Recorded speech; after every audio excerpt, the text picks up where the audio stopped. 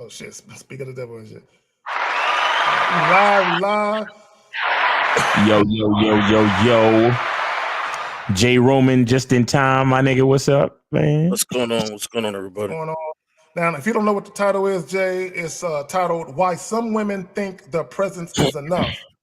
My bad, goddamn, I'm bugging. All right, so for those of you who watch in just a moment, I'm going to share about a 58-second video clip, and I'm going to share some text messages to show you how low these guys' standards are when it comes to dealing with women. So when I say why some women think their presence is enough, this is not about talking about women. Because a lot of guys ask, what do women bring to the table? My thing is, it's not about that. It's about your standards and whether or not the woman is willing to adhere to your standards.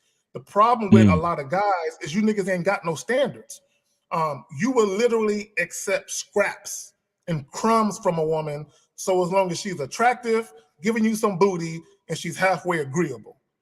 Okay, but when you're a man about your shit, that's not enough. Now, that might be enough to get some dick from you, but that ain't nowhere near enough to get a relationship. So we're gonna break that shit down. I think Miles froze. Oh, I think you back. You good. Yeah. All right, so before we get into this, y'all got anything y'all want to plug? Anything y'all want to talk about that's coming soon?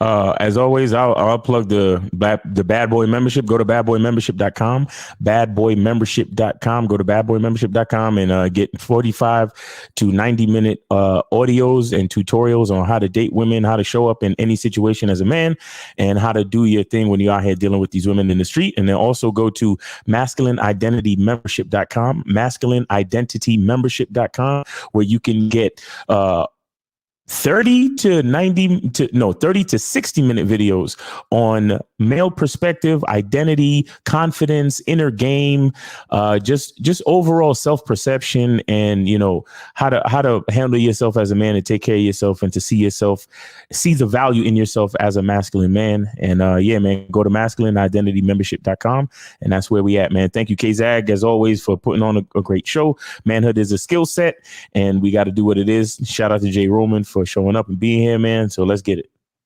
Well, let me just say this about a great show. You are a main contributor for this show to be great. So, yes, you are definitely a fucking cog in the wheel of why this motherfucker is rolling the way that it do. Jay Roman, what's up with you, fam? How you doing? Hey, it's storming out here. Can everybody hear me okay? Is my mic all right? Yeah, we got you, fam. Okay, yeah, it's just storming out here, man. I had to put a fence back up before I hopped on here, man, doing that man stuff. But I always plug that Silverback Lifestyle, and we talk about we should be having some movie reviews. We did a few of them before. Yeah.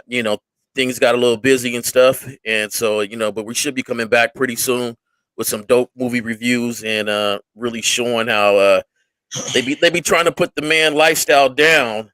But if you really look at these movies and see, and start dissecting them, and you will start to see how socially they have done it, where they have just made manhood one of the last things that they really promote. Yeah. They put manhood underneath funny. They put manhood underneath, raising kids. It's just on the bottom level. It's a joke to a lot of people. And so we break down a lot of movies, especially the older ones, where they systematically kind of nicked away at this manhood thing, and it broke it down. Well, let me. Oh, go ahead, fam. You got it. Oh, go ahead. No, I was just gonna say, shout out to ARC. God bless the dead. May he rest in paradise. But he did a video where he was talking about that, how Hollywood, the last thing they care about is adult males. But let me just say this, because I don't want guys to get into the habit of saying, oh, society is like this, women is like this. If you look at the behavior of men are their worst enemies as far as the watering down of masculinity, because they are complicit based on their behaviors. They are complicit and them not being men, because masculinity ain't what it used to be.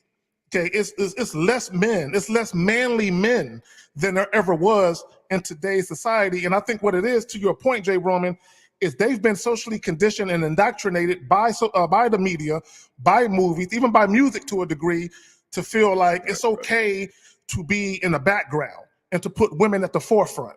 It's okay to put ourselves last. And the only time we put ourselves first is when we get to the money. But the only reason we're getting to the money is to get to the women, which is a sad state of affairs. Right. But I'm about to, before I play this clip, y'all got anything y'all want to add before we get into this?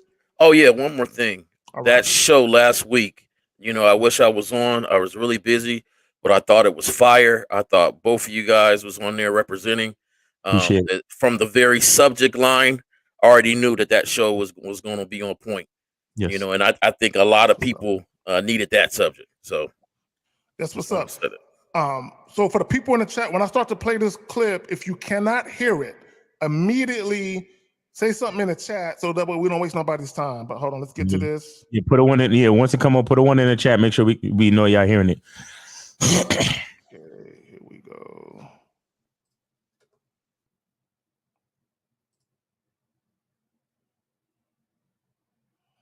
All right, I'm not hearing it. Hold on. You said you can't hear it? Yeah, I'm not hearing it.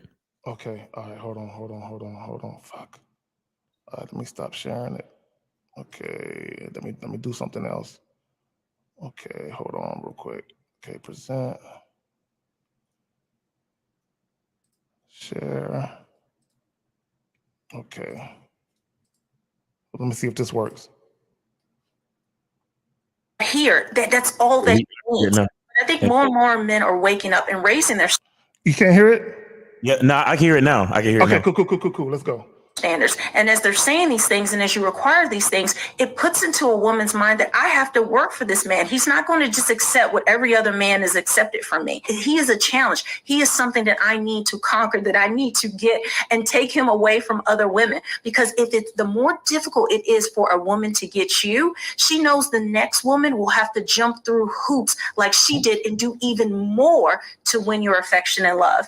And women want that. They want a man who they know that woman can't do what I'm doing for that man, because my man's not simple. He has standards and requirements that most women are not going to try to do. So if you want to avoid low quality women, the best thing you have to do is stop putting out that narrative, because you aren't simple. Okay. This sets you up. Okay, my bad. Okay. So I don't completely agree with everything that she said, because as men, we shouldn't be in the business of trying to win anything. Right. At the end of the day, all we do is just show up and we fuck who fuck with us. Okay. Right. It's that simple. Now, one point that she did make that I do agree with is, as a man, you're not simple. Okay. This is why I say a lot of guys, the bar has been set low for women. Okay. Mm-hmm. And I'm going to share some comments from Facebook and YouTube where I'm going to show you how a lot of guys, they think their obligation and duty in life is to financially be beneficial to a woman. And it's like, now, let me just say this. Okay, here's my disclaimer. If you have a woman in your life who's worthy and she's proved over time that she is worthy of that type of benefit from you, that's right. One thing. But too many guys are out here actively seeking to be a benefactor to a woman. And it's almost as if you're saying, I want affection and companionship, and I'm willing to pay a premium for it. And that shit is sad. I got something y'all want to add before we get into this? I just want to say, I hope Melanie King ain't one of these chicks that's going to turn into a fucking, Texas Chainsaw Massacre Leatherface, bro. That's what I want to say. Because when she first got on, when she first got on YouTube, I was like, oh, she cute, you know what I'm saying, whatever. But now it just looked like as soon as she get a YouTube check, it goes straight to plastic surgery. Because her face look completely different, don't it? Yeah, and look, let me tell you something. When I look at somebody like that, I don't take it lightly, and I'm not saying this to plainly insult her. I'm really, really not. I'm being very sincere. When I see people who constantly do shit to their face like that, bro, it makes me first of all, not want to listen to anything you have to say, because your level of insecurity is obviously beyond the normal level. Because I mean, we all have some type of insecurity as human beings, because we're all flawed. But to see you constantly changing your face with plastic, bro, it's hard for me to even I stopped listening to her, because early on when Kevin Samuels was still around and she would react to his videos and stuff, I would listen to stuff she had to say because it sounded cool and she was agreeing with men and, you know, supporting the narrative of certain men. But when I see certain shit like that, it puts me in the frame of mind where it's like, yo, what's up with you? You understand? Also, and how I really listen to you. You understand? So it always makes me weird. Like I said, I stopped listening to her because I'm like, man, what the hell you gonna turn into? Because you look more and more like Michael Jackson every fucking time I see you. You understand what I'm saying? I just want to say that real quick. And again, I'm being sincere and I really hope she gets some help. I'm not just trying to insult her just for the sake of being funny or to insult her. I swear to you. But she's a beautiful woman and she just seems to be just cutting up her face more and more. And I don't like that shit. And I don't support it. And I'm glad you pointed it out. And anybody could show her this video, understand that I'm being very serious and she need to go get some help.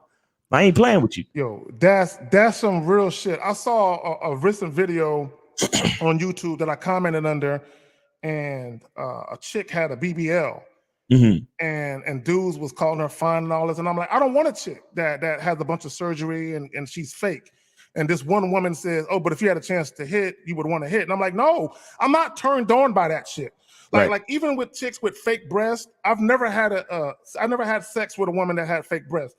There was one time when I was in a restaurant and a chick was sitting there that I had just met, and she had got her titties done recently, and she was like, do you want to feel? And I felt them. When I felt them, I'm like, I never want to feel this shit again. Right. I don't like these. I don't like it.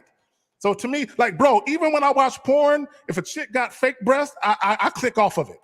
I can't even watch porn. When I see a fake ass or fake titties, I can't watch a porn clip. I can't get excited for that because I'm like, I can't watch it. It ain't real. I'm not. So and to Miles's point, and I might be a little more extreme than Miles, but I don't like it. I don't want to touch it. I don't want to look at it because I'm not feeling it. I like natural women. And also on a deeper level for any women listening, that speaks volumes of your insecurity and your low self-esteem. And this is what guys have to understand. When you're dealing with a woman who is insecure and has low self-esteem, do you know how much work you got to do to deal with that chick? Exactly. You got to constantly uplift her. Every single turn, everywhere you go, constantly. Y'all got it, man. The first thing, Miles, I was sitting here wondering, what's up with her? She looks different. And I ain't gonna lie, I was thinking like, maybe the other camera views she did before was just great angles or something. Because I was like, is the angle off? Or, so you hit it right on the nail. And I think, people got to understand what you just mentioned is part of a venting process, the mental check. See, not just looking at the body, not just looking at the fake, whatever this or that. It's just the mental check. And I would say, Zach, I'm with you, man. I'm not attracted to it. And that's just the bottom line. I am not attracted to all the fake stuff. I'm just not attracted to that. It's not even appealing to me. I had some women do the same thing and rub that. And I'm not attracted to it. It's not, and so I just think that,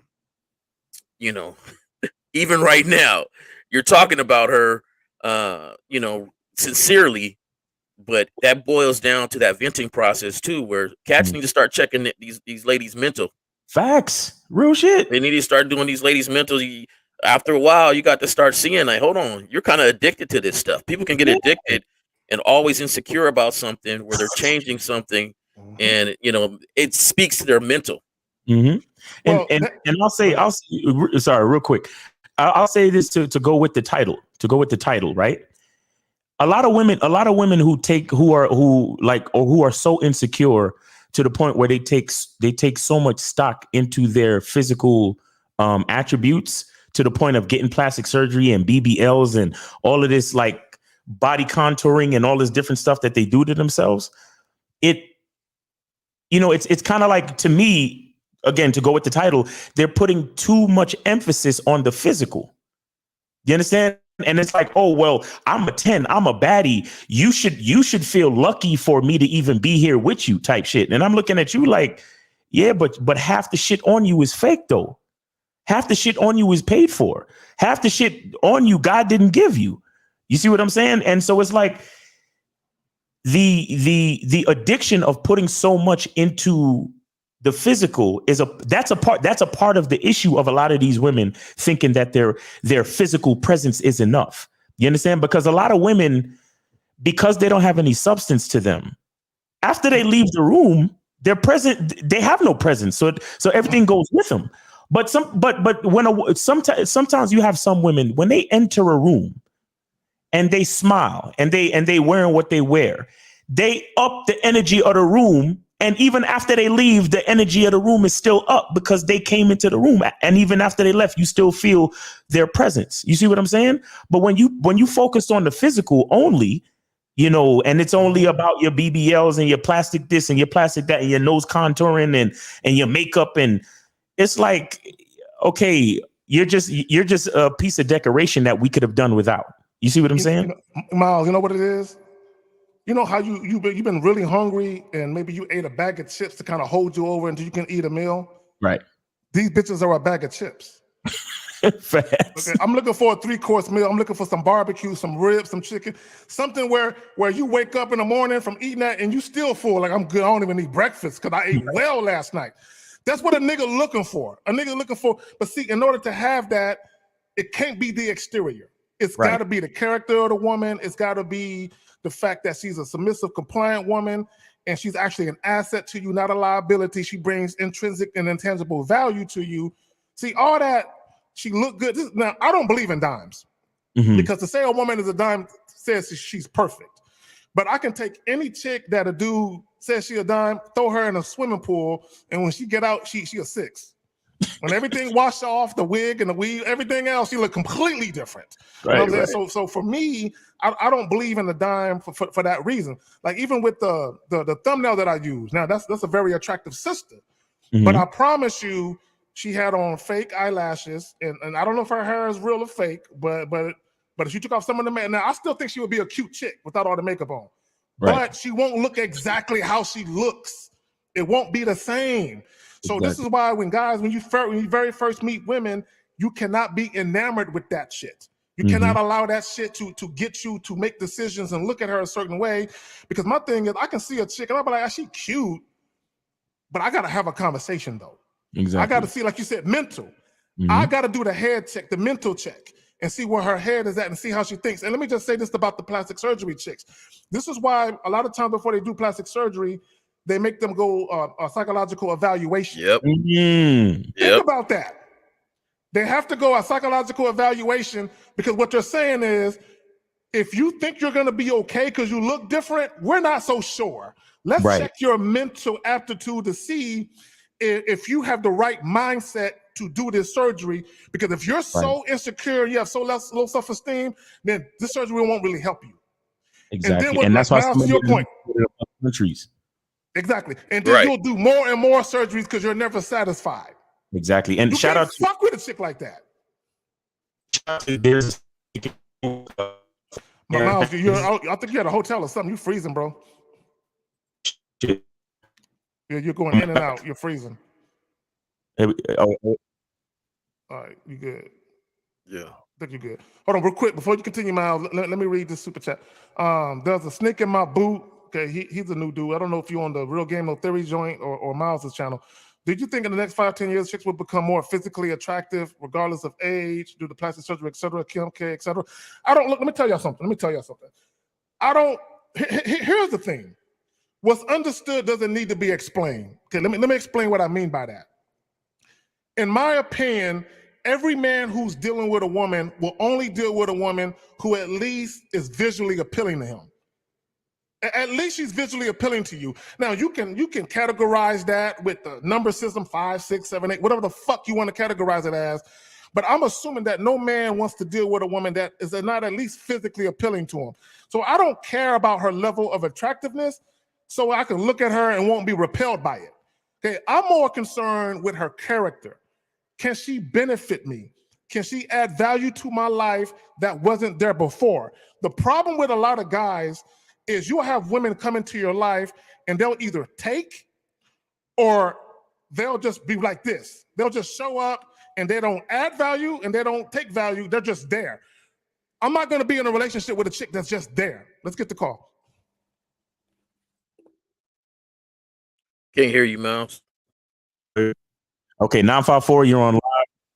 You're on live with K Zagan, Jay Roman, and Miles. Manhood is a skill set show. What's going on? Name, age, and city. You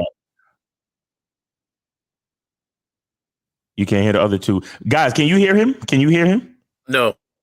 All right, give me 1 second. Give me 1 second, caller. Hold on. Don't move. Don't move. Don't move. Give me 1 second. While he's doing that, I just want to add to this point and going along with you, Miles and Zag. All right, can we hear now? Good caller. Can you hear everybody now? Okay, we can hear him. You can hear him now? Okay, good. Okay, yeah, okay. I was able to hear that person. All right. Hold on, caller. 1 second. Jay Roman, go ahead. No, I just wanted, when I was coaching, read this book, it really affected my coaching style. And basically the book broke down and said, you cannot build characters in these kids unless your program has character. So unless you have character to instill in them, they won't go out of your program with character. And that's the same thing as substance. That's why these ladies can get all this stuff done, walking in a room and feel that, because these guys are looking at it and like, this is what they want with no substance though. So you have to have substance to actually get substance out of somebody. You have to input that into your program to get that out of her. And so, just wanted to touch on that, but go ahead, caller. All right, caller, go ahead. 954, go ahead, bro. Yeah, I just wanted to say that, American men have definitely fucked up the dating market. Okay. Because these women, these women, they're not going to act right until these men act right. And as long as these men are thirsty and they're sexually deprived, it's going to be a shit show. Gotcha. No, I will say this, that if you think about leadership, right? Your team is as strong as the leader is. If you have a weak leader, you're going to have a weak team. That's just facts. Okay, if you have a strong leader, you're going to have strong subordinates who identify with the leader. And they feel it. This is why if you look at coaching, you can see a football coach or a basketball coach, and you can tell he's weak because his troops don't follow him. Whereas you can look at another coach and you can tell they revere him, they admire him, they value what he's instituted and instilled, and they follow it to a T. They have a great deal of respect for that man. And this, what a lot of guys don't understand is the reason why women are the way they are is because as a whole, we have a society of weak men. We have weak men in the government, the Senate, the Congress. We have weak men that are captains of industry. We have weak men just walking around. We have weak YouTube content creators. We have weak motherfuckers that consume YouTube content. We're just a nation of a bunch of weak motherfuckers. And the state of how women behave is a direct correlation with how weak men have become. Facts. Jay Roman, anything? No, I'm just reading some of these comments, going through them. Okay. So go ahead. And caller, on a practical level, how have, because you said thirsty and sex deprived, but other than that, like on a practical level, how do you think men have fucked up the dating game? And also, I've heard you call him before. You support the passport movement, yes? That is correct. Okay, so yeah, how have men, in your opinion, being a passport bro and because you live in Mexico, I think, right? Well, I came back to the U.S.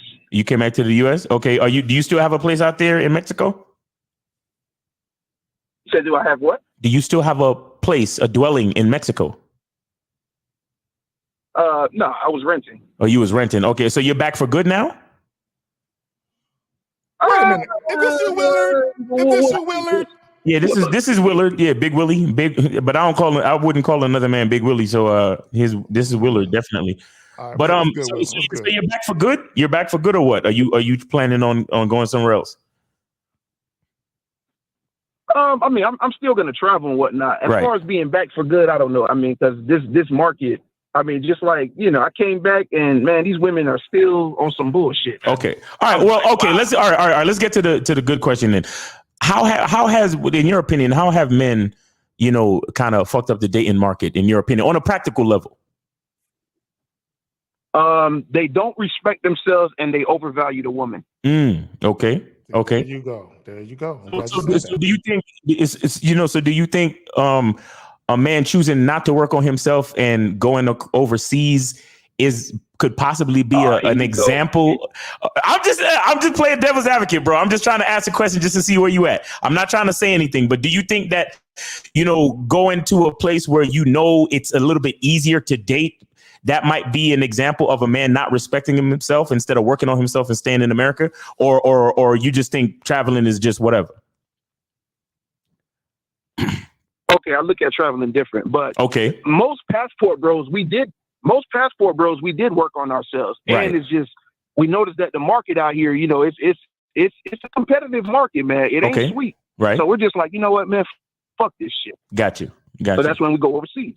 Okay, but do you? So because it's my opinion that when I hear a man say "fuck this shit," it's kind of like he's giving up, like he's losing respect for the struggle. Right. He's throwing in the towel. He's throwing in the towel, and throwing in the towel is, it can be seen as a lack of respect. It can be seen as a cop out, and I think that might be another part of the mentality that might be messing up the dating scene in America itself. I'll say this: I can't speak for other passport brothers, but for myself, I am throwing. Well, I'm not going to say I'm throwing in the towel, but I'll put like this. I'll exercise other options before I exercise the options in the U.S. Got you. Okay. All right. I mean, again, difference of opinion but we appreciate you speaking up. Guys, before I move on to the next call, you guys have anything, a rebuttal or anything else? But yeah, I mean, just when you were talking to him, it just made me, it's like staying in the D League. You know, the NBA is where all the competition is at. Right. Your whole life you've been preparing to play in the NBA. You get sent down to the D League. You work on your game, but you don't come back up to the NBA because you don't want the competition. You realize, you know what? I'm not strong enough to play in the NBA. I like that. Let me stay in the D League where I can ball out.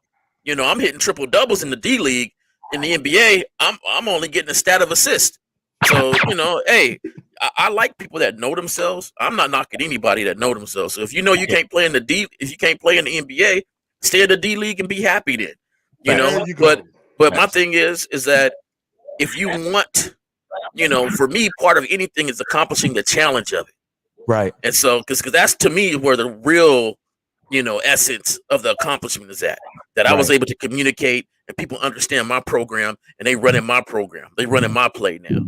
Exactly. And in the most highest competition. So, just off of this scenario we was talking about, if cats want to stay in the D League, ball out in the D League, but hey, I would agree with Miles. Part of that though, is we got to look if all these cats is like, this competition is way too hard, then what type of message are we sending to the ladies? Right. That they are winning the NBA. They win in our league now. Right. So, And Willard, I also want to say this because you said that men, and I do agree with you wholeheartedly that men fucked up the dating market. Yeah. So if we know that men fucked up the dating market, wouldn't it also be on the responsibility of men to rectify it and to fix it? Or does it just make more sense to throw in the towel, say fuck it, and move to another country to find companionship? Well, as your homeboy would say, this is all a matter of perspective. The way we look at it, us leading with our feet is a form of us rectifying the situation. Okay. And basically, we telling these bitches, look, either you act right, or we gonna find somebody else who's gonna act right. Okay. I mean, pretty much y'all do the same shit, though. No. It's different. Yeah, no, you're right to a certain extent. How do we do the same thing? I would like to kind of know that. I'll explain because I know what he means. Okay. To a certain extent, I do the same shit because if I say hello to a woman and she doesn't seem to be responsive and receptive of my greeting, I automatically cut her off.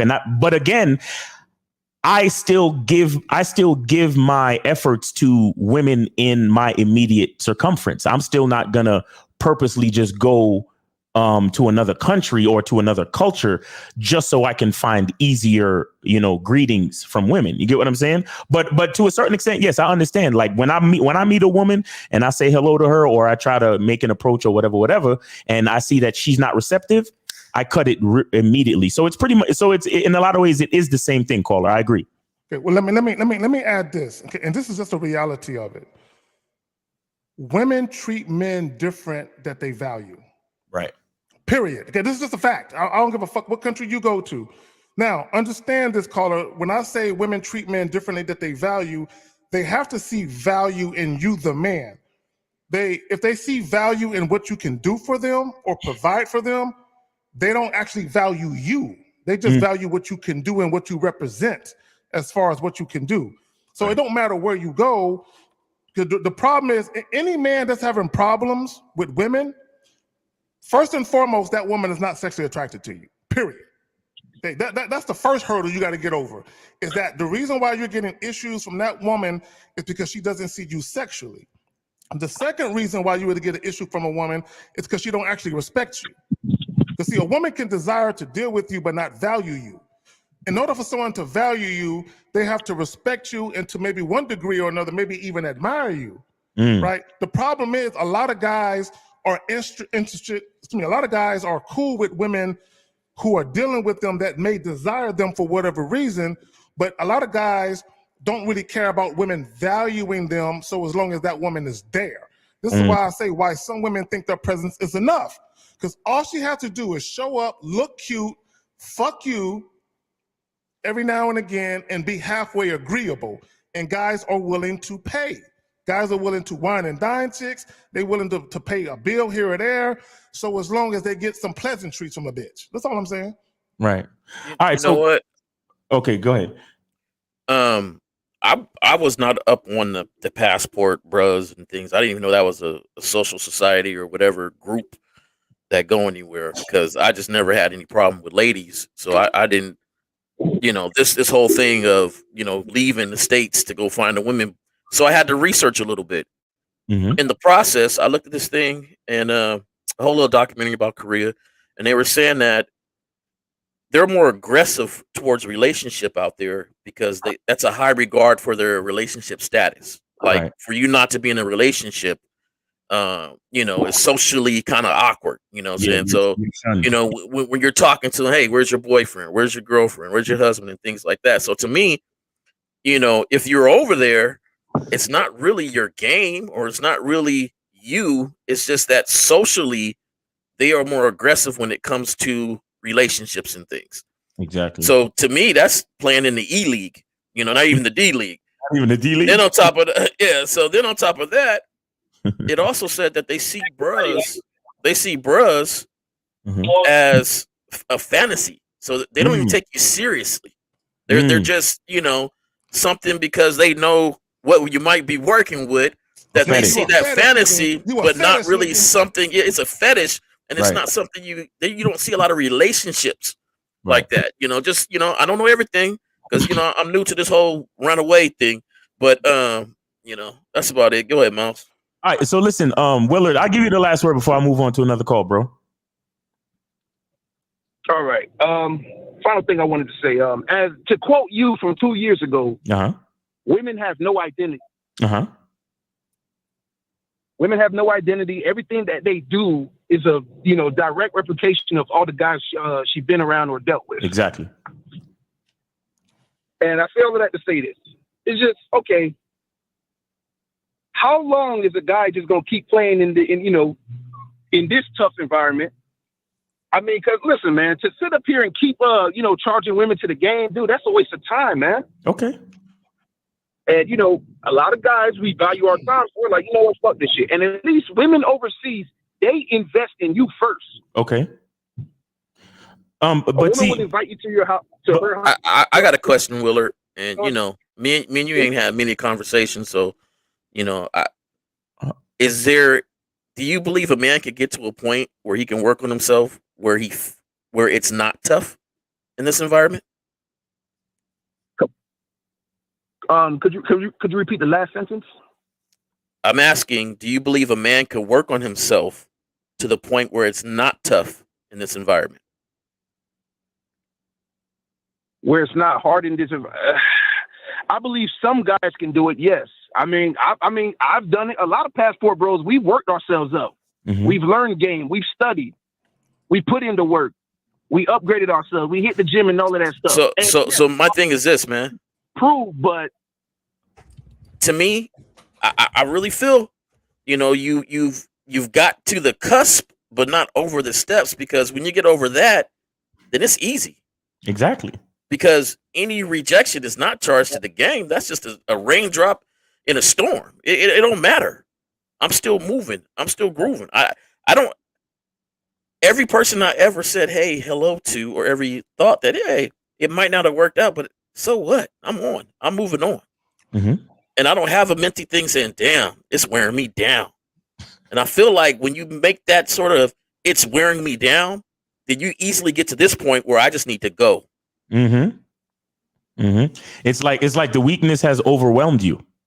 You understand? The weakness and the frustration, you let it overwhelm you instead of just living your life and realizing that it is just a part of the game. It's just a part of life. You understand? But again, Willard, man, we see things differently, and I wish you all the best. I wish you all the best. Go ahead. Miles, one thing. Yeah. I'm pretty sure you've heard this before. Okay. I'm pretty sure you heard this before. Work smarter, not harder. Okay. I know you've heard that before. I heard that before. That's a fact. Okay, and that's what we're doing. We're working smarter, not harder. Yeah, but listen. When people say work smarter, not harder, they're talking about being more efficient within the same job that you're working, not to switch companies, not to move over there, but to stay where you're at and increase your efficiency. That's what, when people say that, or when they originally made up that quote, they were talking about increasing their efficiency within their current position, not to change positions, homie. Well, caller, that's what I want to say, okay? And I'm not speaking on you. Like, me and you, we've had our differences. But I just want motherfuckers to be honest. So, because what's really going on, and I'm not saying that this is you, even if it's you, I'm just saying that the reason why a lot of passport bros are leaving the U.S. is because it costs too much to date here and not get sex out of it. Whereas they can go over there and their dollar is stretched, so they can get a little bit more bang for their buck out there. So and it's not that they have a problem spending money; they just have a problem spending money and ain't no pussy happening. I'm just saying. I don't deny that does happen with some guys, but the thing Most is, guys, again, overseas the women invest in you first, and that's a breath of fresh air. Oh, wait. Okay. Hold on. Look, because you said that a couple of times. So let's go ahead and tackle that. So, what is your definition of a woman investing in you? I would love to hear that.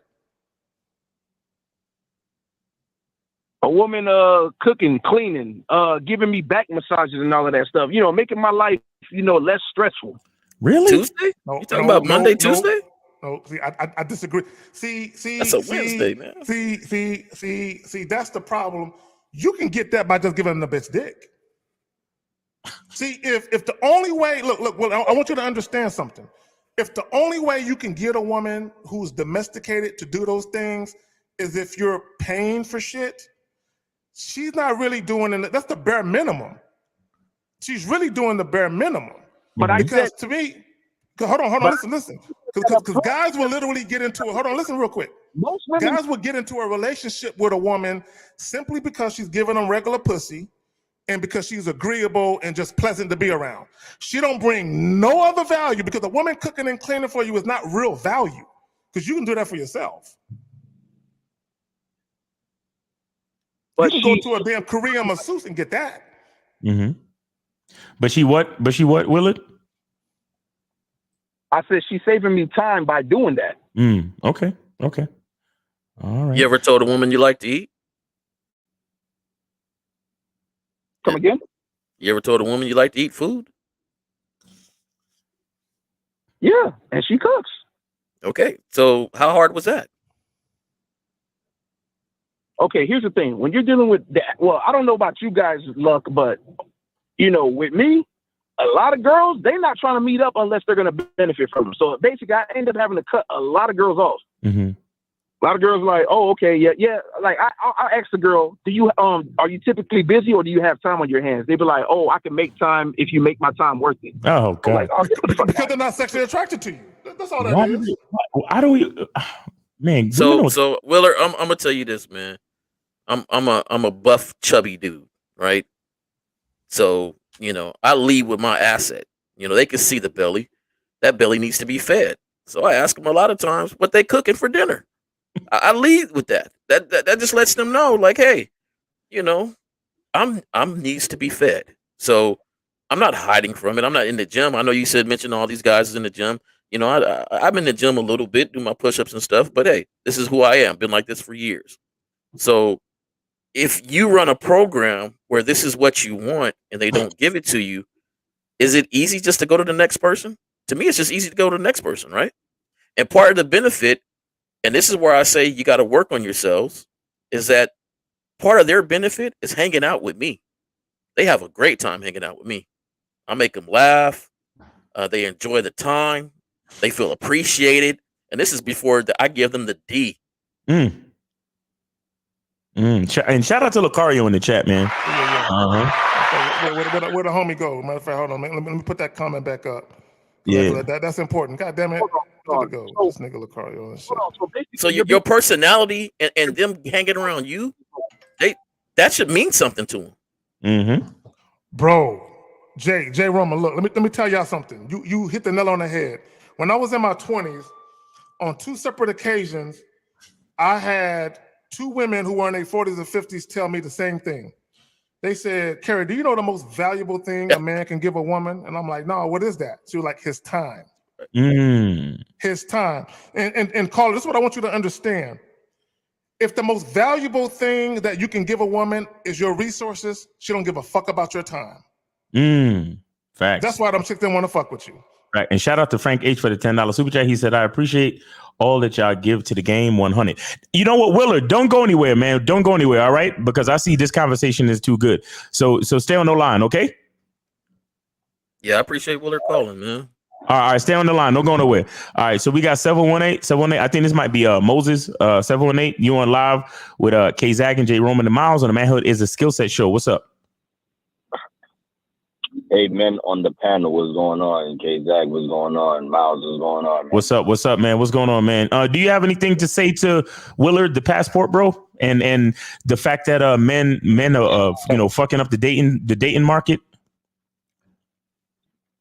Man, like, if you want to say people in this country is fucking up the dating market, no, it's beta males is fucking up the dating market, because on the flip side, they got alphas out there who are making the dating market great. You understand? So when you really think about it, right? Like with me, I was gonna say this. Like if I'm able to, before I met y'all, I was a Gym Max dude, right? And I was never getting anyone. Wow. You understand? So of course, I couldn't even get one woman to even look at me.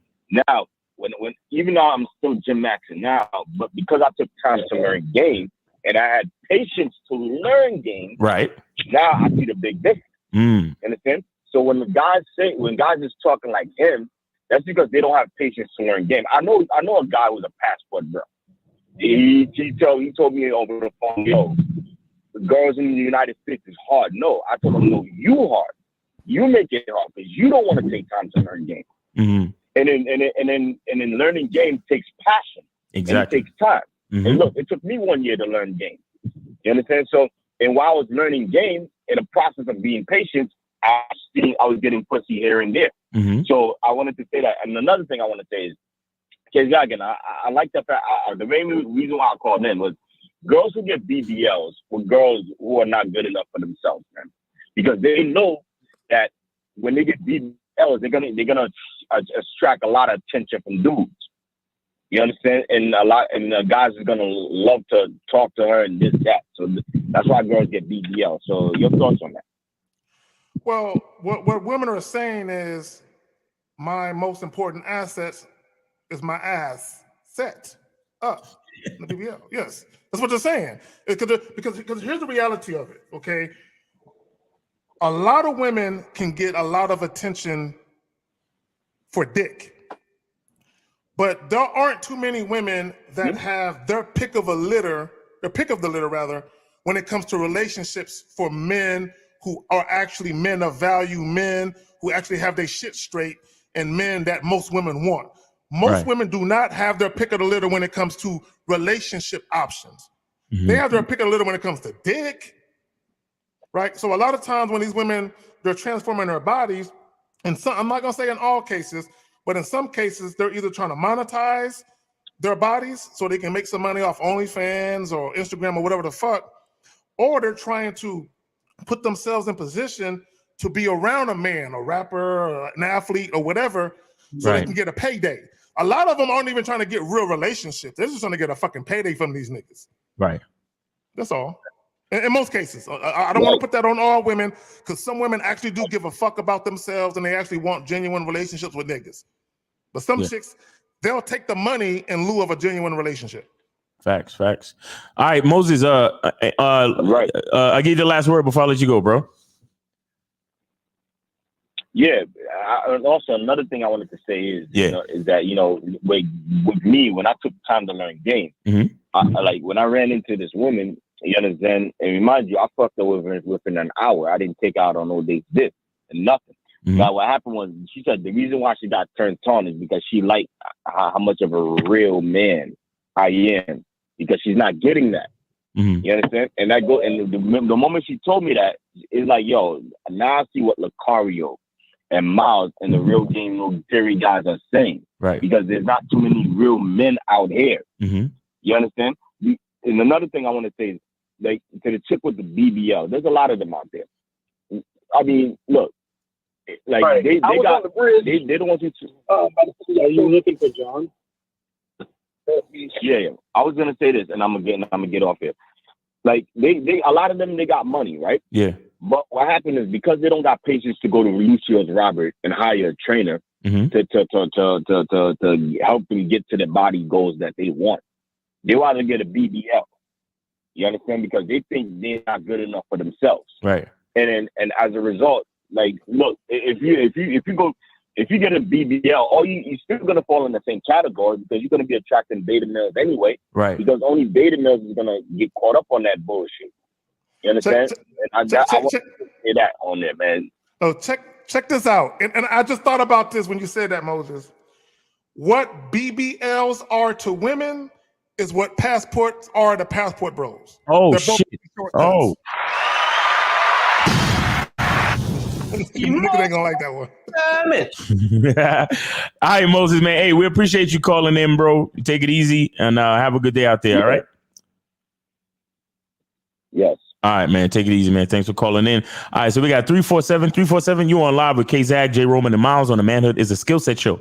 Name, age, city. What's up? My name is 21. My age is 21. This Devon D Money on IG. D Money, what's up, bro? And I'm in New York. All right, what's up, man? What's your question, man? What's up? Yeah, what's up, man? What's your question? All right, so it's not really a question. If I think of a question, I'm gonna ask it. But what I'm saying is, like, I feel like females get BBWs and all that because they try to be around rappers and all them niggas. But those niggas are the simps. Right. That's why the market value, the sexual market value is like fucked up because of all of that. Because these niggas stay simping on these females, so they just gonna keep doing what they do just to get the attention from those niggas. Right. Okay. So you see, a lot of these women is trying to get high status beta niggas. Yeah, they're not trying to get with them because them niggas are stupid. Like these females just trying to get their bills paid and whatever. Right. There's girls doing it right now. They got niggas paying their bills and them niggas not even fucking. But that's not a win, though. Fucking a girl is not a win because you should want more than just that. Right. Facts. Oh, and real quick, shout out to Aaron Summers with the $5 super chat. He says, shout out to y'all listening to Ooh Say It Again right now. Thanks for the recommendation, Miles. And for y'all that don't know, Ooh Say It Again is an audio book by Alan Roger Curry.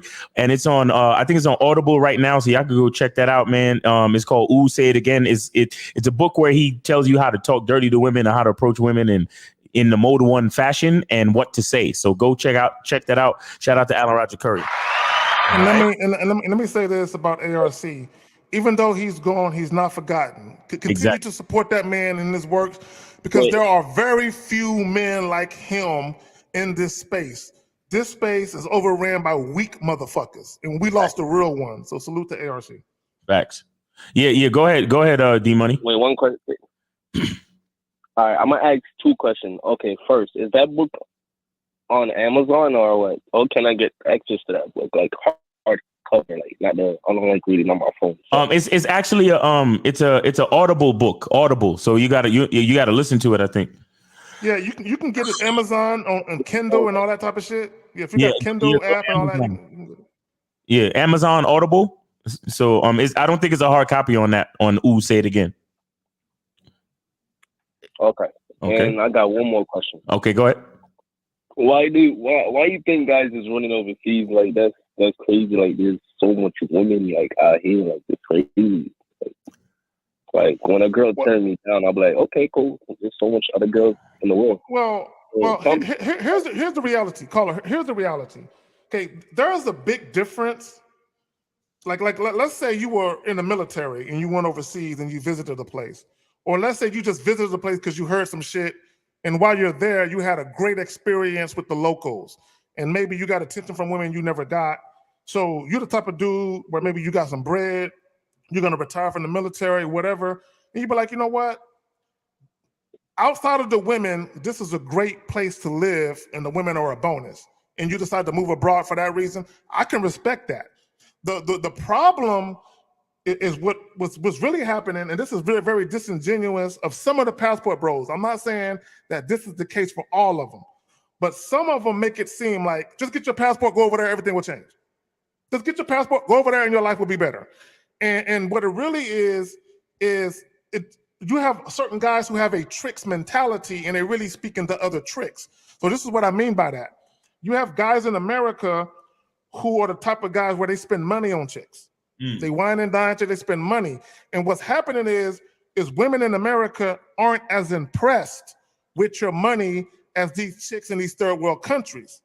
Okay, they're more impressed over there because they need you for your money. Women in America, they don't need, see, if a woman in America is dealing with you because of your money, she's just doing it to pass time. And you have some chicks that are lazy that don't want to do nothing. But the average woman in America, they have enough money where they don't need a man for his money. So if a woman doesn't need you for your money, she's going to be less inclined to deal with you when she's not sexually attracted to you. And if she does deal with you, she's going to make you pay what you weigh. So what a lot of guys is doing, because you if you listen to a lot of these passport bros talk, when they talk about the exchange rates, okay, they're telling you it's cheaper to trick there than it is here. Oh shit! Oh, see, Willard, I know you ain't gonna take that laying down, man. What you got to say about that, man? Because these niggas talking shit about the passport bros. I don't like that. Willard. I mean, he does. I mean, I don't deny the fact he got a point. Okay, all right.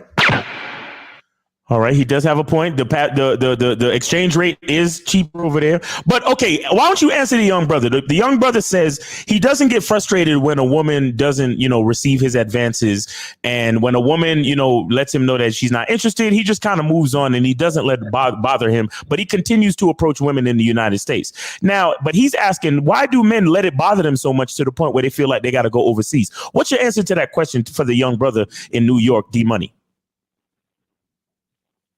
Everybody got different expectations for life. I mean, so if I want to conquer X amount of women per year with minimal effort, then I'm gonna twist the rules in my favor. Gotcha. Okay, so it's about a conquest. Wait, hold on. So yeah, I would tell Willard that your program doesn't have any substance then. Right, because you're just trying to fuck women. But D Money, what were you about to say? Go ahead. I was saying he trying to take the easy way out. Think about it. Let's say you dominate as much women in the U.S. Anywhere you go, you could do the same thing. It's all about the game. If you learn it here, you could go anywhere. It's like being good at basketball. If you're a good ass player, any team you go to, you're gonna play good. It don't matter who you play with, right? Who's against you, you're still gonna play good because it's what you could do. Exactly. So Willard, what do you say about that? Because D Money is saying that you should be able to do the same thing anywhere, because it's not really about the women, it's about the skill that the man has within himself. What do you have to say about that, Willard? Again, a lot of passport brothers do have game. We can do the same shit in America, but like I told y'all on the previous podcast, like the turnover rate, our success rate is just higher overseas. The success rate is higher overseas. So you base success off of how many women tell you yes.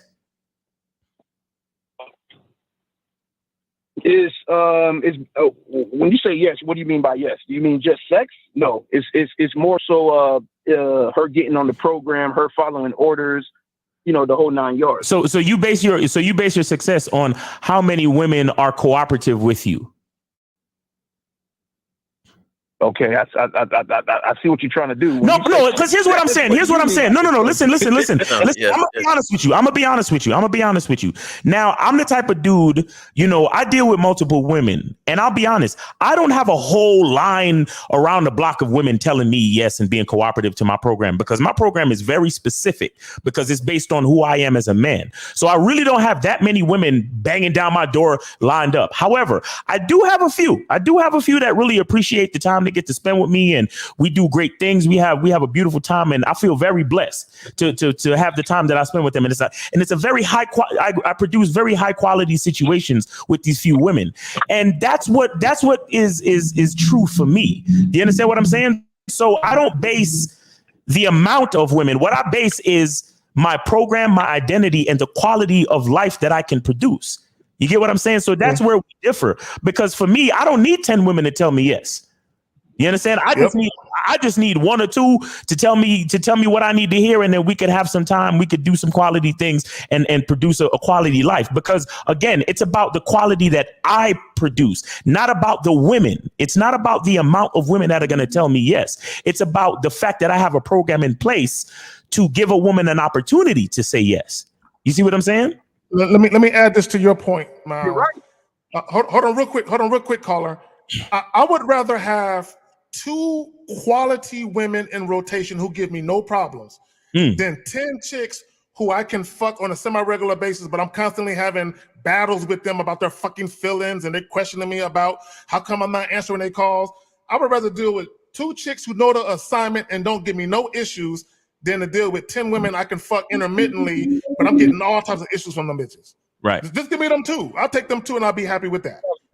I got a question for Willard then, man. Did you become a passport bro the older you got? You can't. Well, you need money, man. You can't just go overseas and be broke. Okay. So, but when you were younger, you weren't thinking about that, because when we were young, like the beast I am now, when I was younger, it was 10 times more. Right? I didn't have the belly then. It was a 4-pack. I never had a 6-pack, fellas. I ain't gonna start the lie. I had like a 3.5. It was a 4-pack. So my thing is, I ain't gonna work on it. When you get older, right, and you're still trying to operate like you were younger, I can understand the frustration. Right. Because when I was younger, I used to go to the club and go whoop whoop and wave my hand just to see who would respond.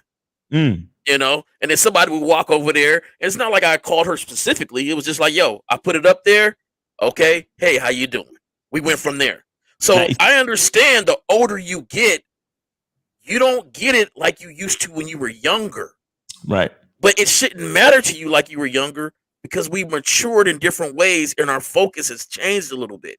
Right. Hey, right. Like you said, you're getting that money to become a passport bro. But what about the substance of the character of the person you want to involve yourself with? Woo. There you go. See, the substance. That's the thing. The women overseas have better substance. Why? Because they cook you something? Because they rub his back. Because I'll put it like this: it's a higher likelihood that they get on your program than an American chick. Okay. I mean, with an American chick, I probably have to write off 1,000 chicks in America before I come across one decent one. Okay. Whereas overseas. So what's your month over there? Because if your month is June, then another one of your passport month with her is July. Right? Because you talk about the substance and what they'll do for you, but it's not like you're bringing them back here, where you make your money, where you live at. So you're actually visiting there. Because he know he can't bring them back here. It's over for that nigga. Right. So my thing is, you're not over there the whole time, right? So you do realize the substance that you say you got with them, they got with whoever else is landing. Exactly. Over there. But hold on 1 second. D Money, you sound like you got something to say. Go ahead, D Money. Yeah, I was saying he does kind of got a point with that, but at the same time, still dominating over here. Like here, the girls them are more fucked up over here because of the niggas them. It's not really the female's fault. Exactly. It's the niggas' fault. Right. And Fernando Faith says, man, it's ridiculous. Sorry, man. Passport, bro. It sounds goofy, but whatever. If that's what you want to do, fine. But call it what it is and don't pretend it's not simping, tricking, and low self-esteem. Ooh. Low self-esteem and low value. Ooh, I work with a passport, bro. I work with one. He coming for the throat. But I respect him because he does what he do here, and he goes over there and just says it. I go over there to bang out. Yeah. You know, look at the different variety of people that I'm banging out with. But he does what he does here, though. It's not a runaway. It's an entertainment. It's like going to the strip club where he can bump something. It's you know what it's like. You know what it's like. This is what it reminds me of. It reminds me of like the back in the day, right? When men of means, like politicians, were married, they wanted to have a sexual liaison, but they wanted to have it someone where it could be discreet, where they wouldn't be found out. So they would go to a brothel. You know what I'm saying? Or a high-end escort where they can pay for discreetness. Right? Because they didn't have time to be in clubs and to pick up bitches where pictures can get taken of them. Exactly. That's different than a dude who don't got nothing. Because my thing is he got something to lose, so he's incentivized to make sure if I'm gonna fuck, I got to make sure I don't fuck on someone who's gonna try to extort me later. So that makes sense. But and to your point, Jay Roman, he can get it in here. He just going over there because he's like, I can do both. Fuck it. It's kind of like the guy who's married here and he has a beautiful wife and family here, but he's going over there to fuck some bad bitches and pay a couple of dollars and coming back home. Facts. All right, hold on 1 second. Let me bring in D Money. Can you hang around? Can you stay online? Yeah. All right, stay right there. Stay right there. And Willard, stay right there too. So we got 630. You're on live with K Zaggin, Jay Roman, and Miles on the Manhood is a Skill Set Show. Name, age, and city. How can we help you? 630. Hey, what's going on? This Fat 28 from Austin. All right, what's going on? What's on your mind, bro? Up the road from a nigga. What's up? Hey, I'm listening to the show. I don't want to switch up the pace of it here, but I got a statement. All right, go ahead. Statement. Make your statement, and then we get to the questions. Go ahead. Thank you. So the big thing is, I've been watching a lot of K Zaggin's content, especially the ones where Miles be tagging in and stuff like that. All right. I want to say first off, shout out to the panel, and I appreciate y'all. All right, appreciate I you. like this show in particular. All right, just thank you. Because of the patience that y'all have with what is essentially a generation of underdeveloped men. You know what I'm saying? So shout out to y'all for that. Heavy shit. Yep. Quick question, and I don't want you to like blow me up because I know y'all be eating motherfuckers up on here, but would y'all ever consider, in light of the fact that we're in the current situation that we are in, especially with inside of certain communities, do y'all ever consider passing out game for free? We do pass out game for free. What we've been on for a whole hour speaking game for free, bro. What are you talking about? Not trying to challenge anything, respect the position and stuff like that. Just in light of everything, I find myself highly frustrated because most of the time you try to walk up to people and you reach out to people older than you and stuff like that. Hopefully they can give you some information, but either they send you with it or they don't have it themselves because they underdeveloped males themselves. Okay. Right. So, I get what he's saying. I get what he's saying now. Okay. He's talking about consultations. That's what he's talking about. So caller. So peep game. If both you and I were in a barbershop getting chopped up, okay. See, now barbershops ain't what it used to be because you got daddies that don't raise their kids, so their mothers got to take the kids. So now you got barbershops infiltrated by single women and shit. So niggas can't even have a place to talk, right? But there was a couple of years ago where I could go to the barbershop with my sons and sit there, and it was nothing but men and boys, teenagers, young boys, and we chopping it up. We talking about sports, politics, money, women, relationships, all of that. Okay. You can get game. If you go to a barbershop where there's nothing but dudes, you're gonna get game all day, every day.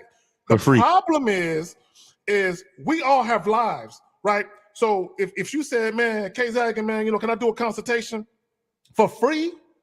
That means I gotta take 30 minutes out of my day, an hour out of my day, and I gotta pencil you in and I gotta move shit around to talk to you for free.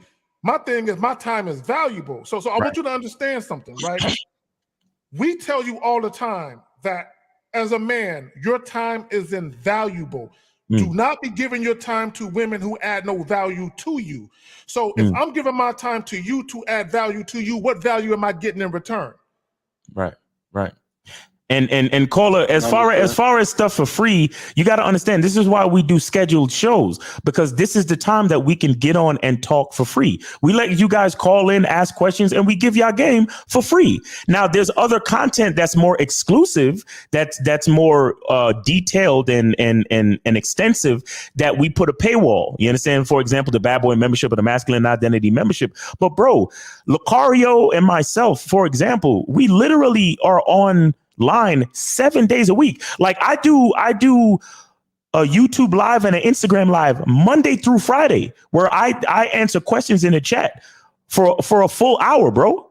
Do you understand? And I do that for free Monday through Friday. And then we do the Real Game No Theory show for free. We are doing this show right now for free. I mean, a couple of people give super chats and we appreciate it, but it's still for free. So bro, you really can't say we don't give free game, bro. We really do.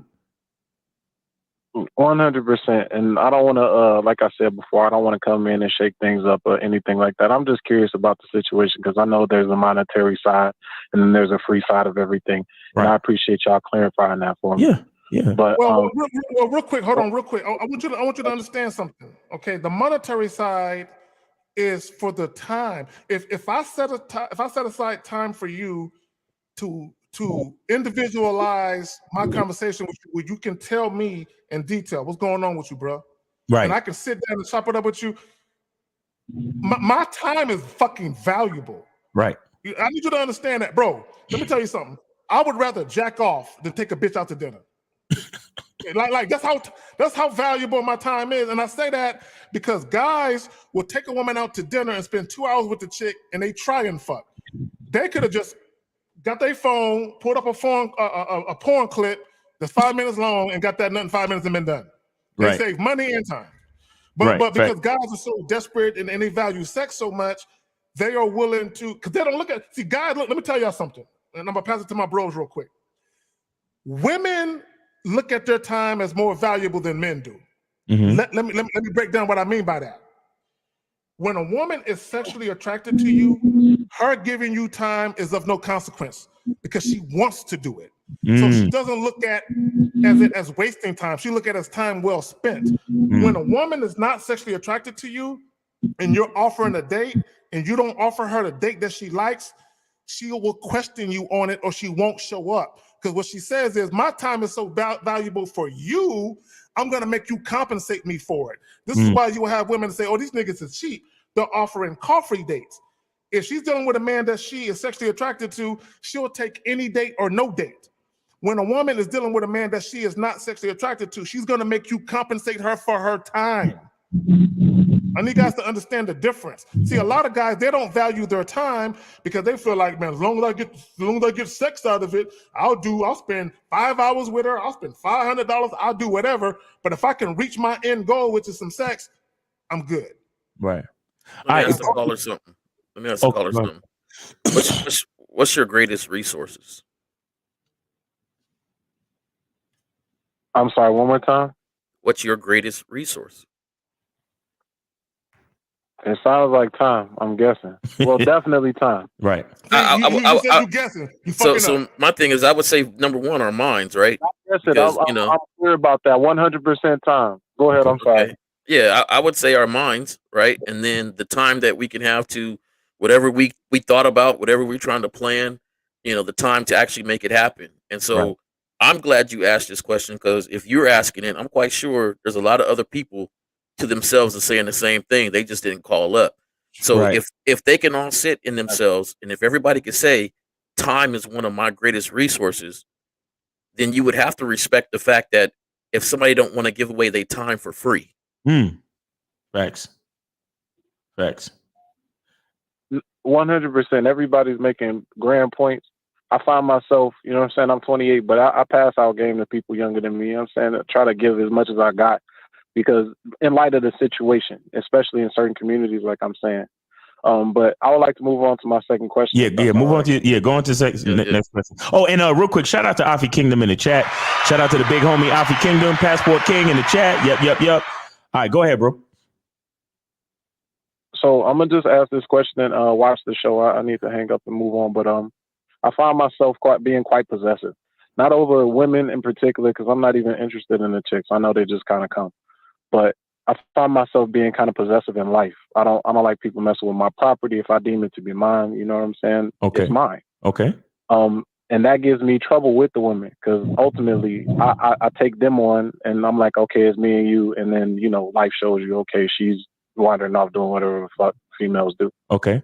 So I know y'all hit on that point a lot, but I was wondering if the gentleman could go in and speak on the subject of possessiveness and how we can slowly release that. Thank you. Oh, okay. Don't go anywhere. You don't have to go anywhere. Stay right there. So, and we still got Willard on the line. We still got D Money on the line.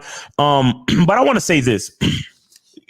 There's something that we all need to realize when it comes to life in general. We're all gonna die. This possession that we've been given called life is an opportunity for you to enjoy, is an opportunity for you to build, to create value, to touch other people's lives, to do things, to experience things.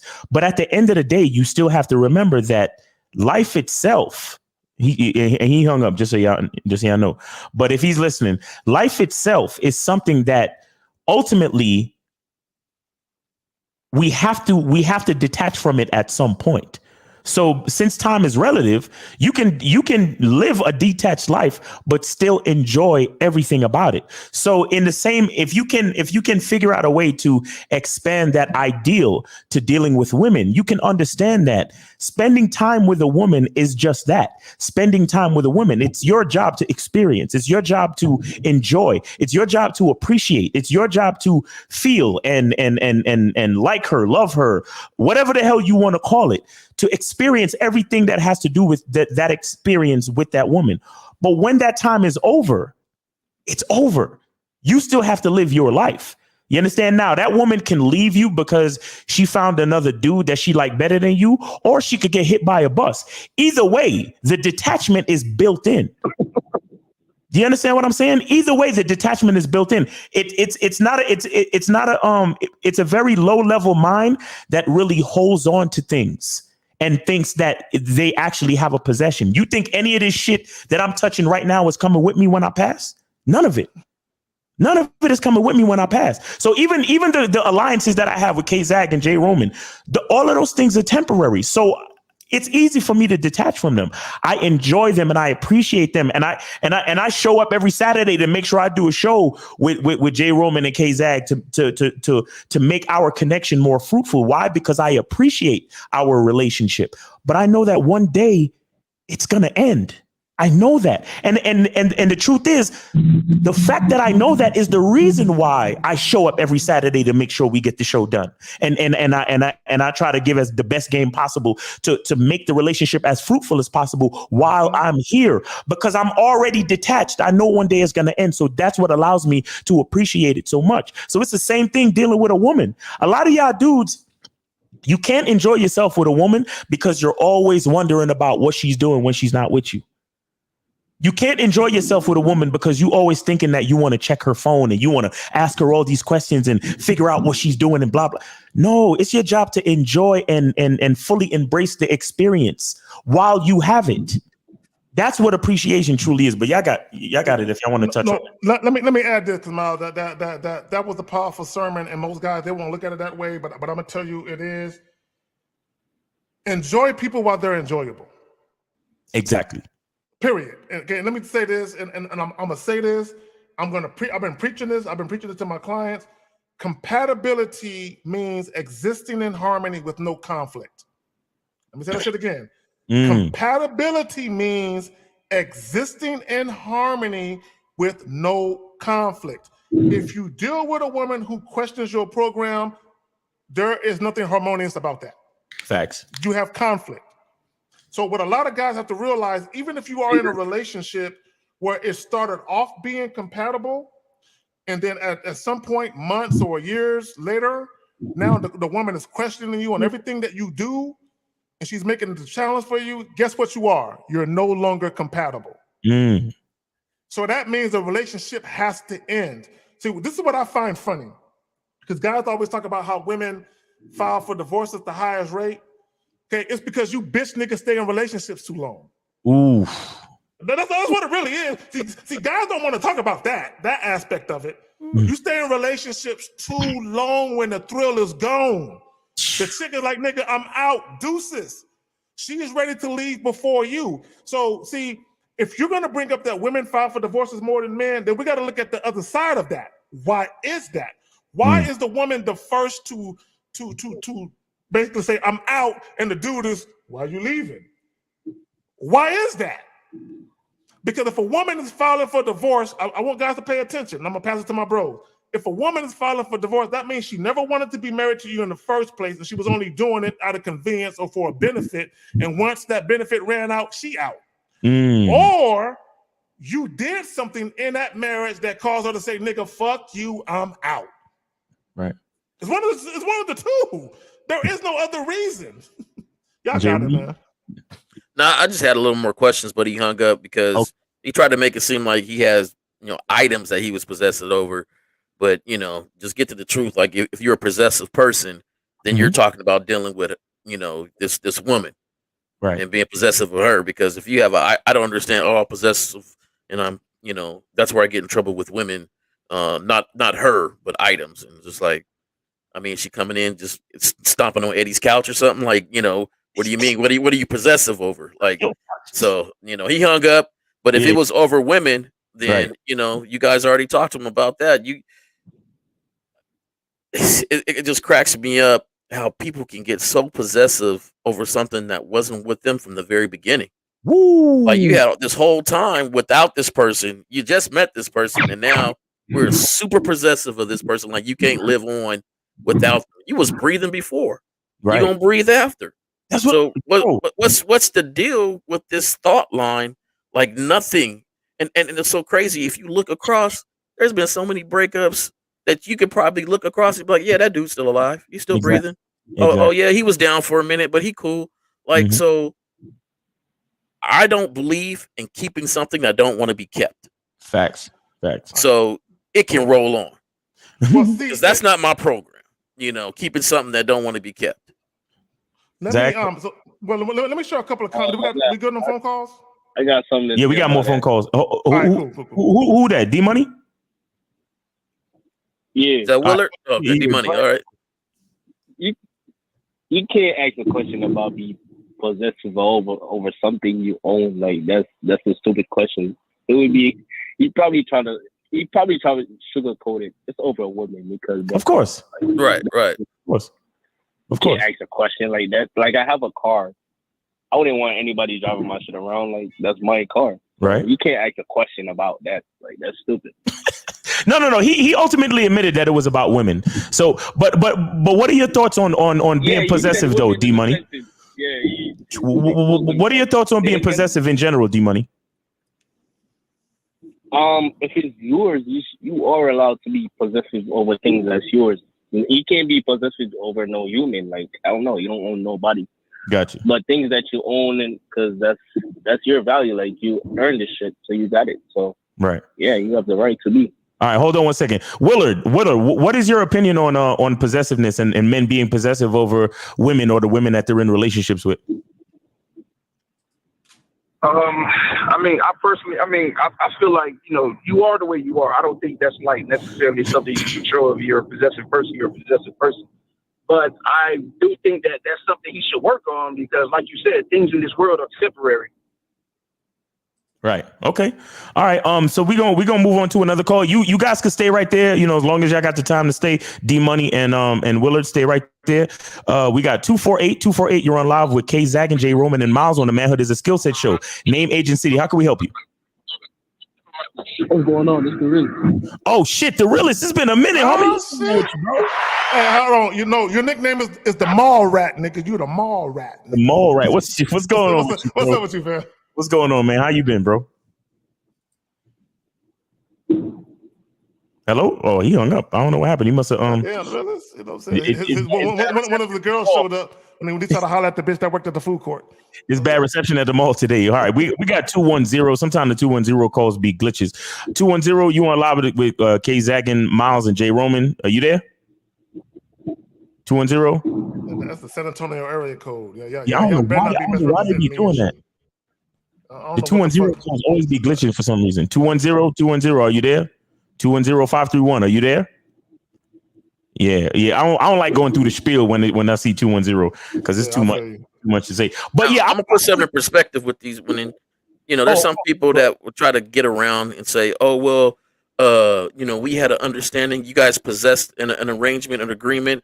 That's true, but when that arrangement or agreement is broken, you don't possess it anymore. Right. Mm-hmm. So. Well, and not only that, right? But you got to be cool with the fact that it's over, though. A lot of people ain't cool with the fact that it's over because in their minds, it's like it's mine.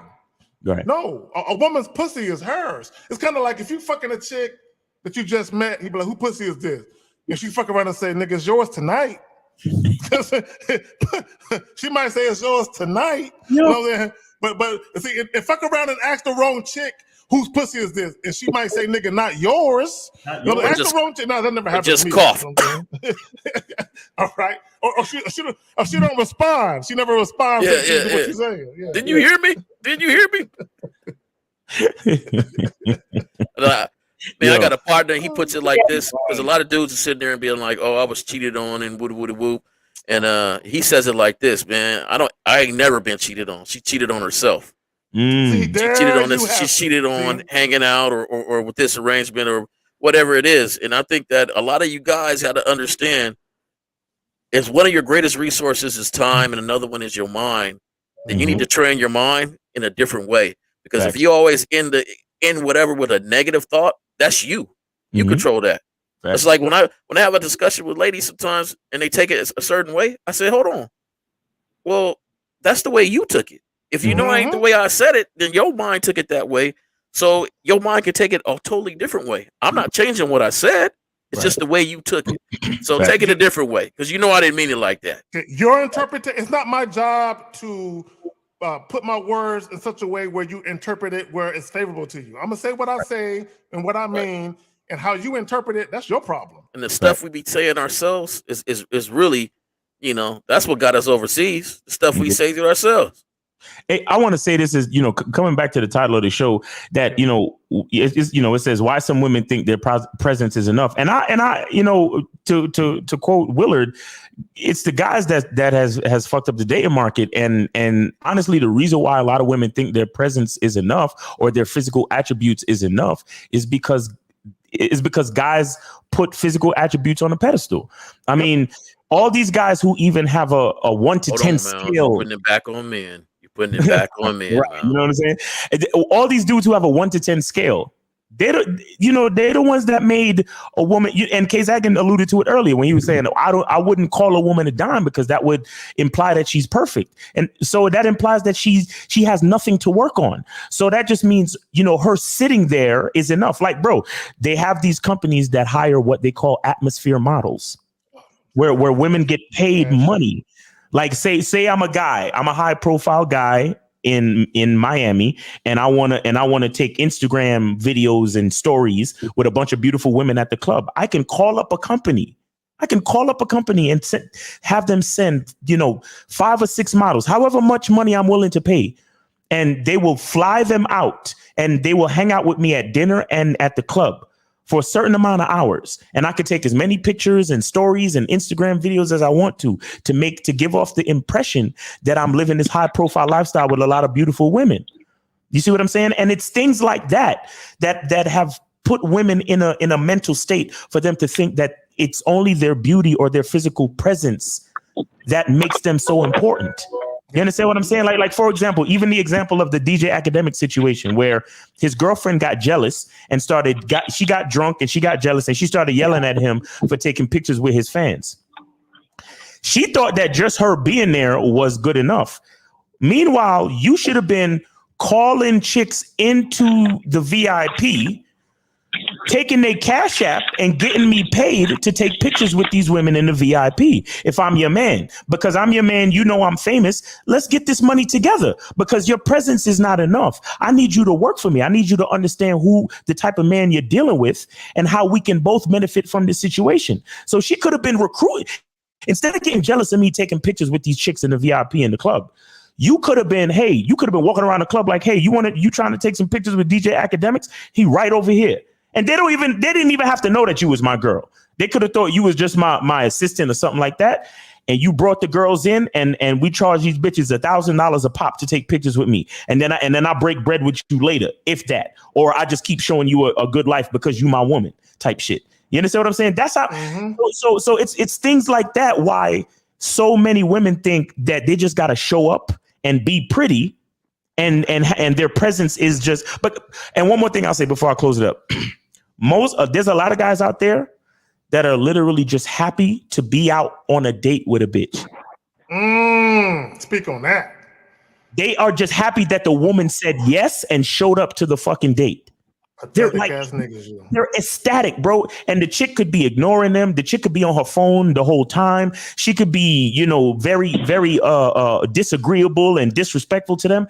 And they will continue the date just for the sake of saying, wow, I'm out here with a girl on a date and I'm happy to be here. And that's what makes a lot of these women think that their presence is enough, because men think that a woman's presence is enough. To double down and triple down and quadruple down on what you just said, women did not assign value to themselves based on their beauty. Men did. Men did. Why do you think women get weaves, hair implants, and wigs, fake titties, fake asses, and all these different surgeries? Because of the value that men assign or attach to a woman's beauty. Y'all y'all did that. Y'all did that. Men did that. And y'all wonder why these women do what they do now? It's because you motherfuckers said you're only valuable if you look like this. So women are saying, oh, okay, so if I got to get some money or I got to land a nigga with some money, let me do this. Do y'all think women are doing BBLs just because their ass look good? No, they are doing it to either get a nigga with money or to get money up out of nigga or to get money from dudes, right? Period. Women can say what they want because the standard of beauty has always been a man's thing. Right. Okay, this is why women have low self-esteem. Okay, this is why when Lizzo, for example, when Lizzo gets up and she do her thing and men call her fat and all that other type of shit, this is why women feel some type of way, because they feel like these fucking men again. Here they go again, judging what beauty is. And women might say she's beautiful. They might not necessarily think she's beautiful because of how she looks. They might think her spirit is beautiful. She's beautiful because she's confident. Now, whether it's real confidence or not, I'm not judging that. But they might say she's beautiful because they're looking at the confidence of her, the fact that she's confident enough to wear the shit that she wears. So they think there's beauty in her based on that. But they're like, here these men go again being fucking shallow. Now, women are shallow too. Don't get it twisted. Right? Don't act like y'all ain't shallow.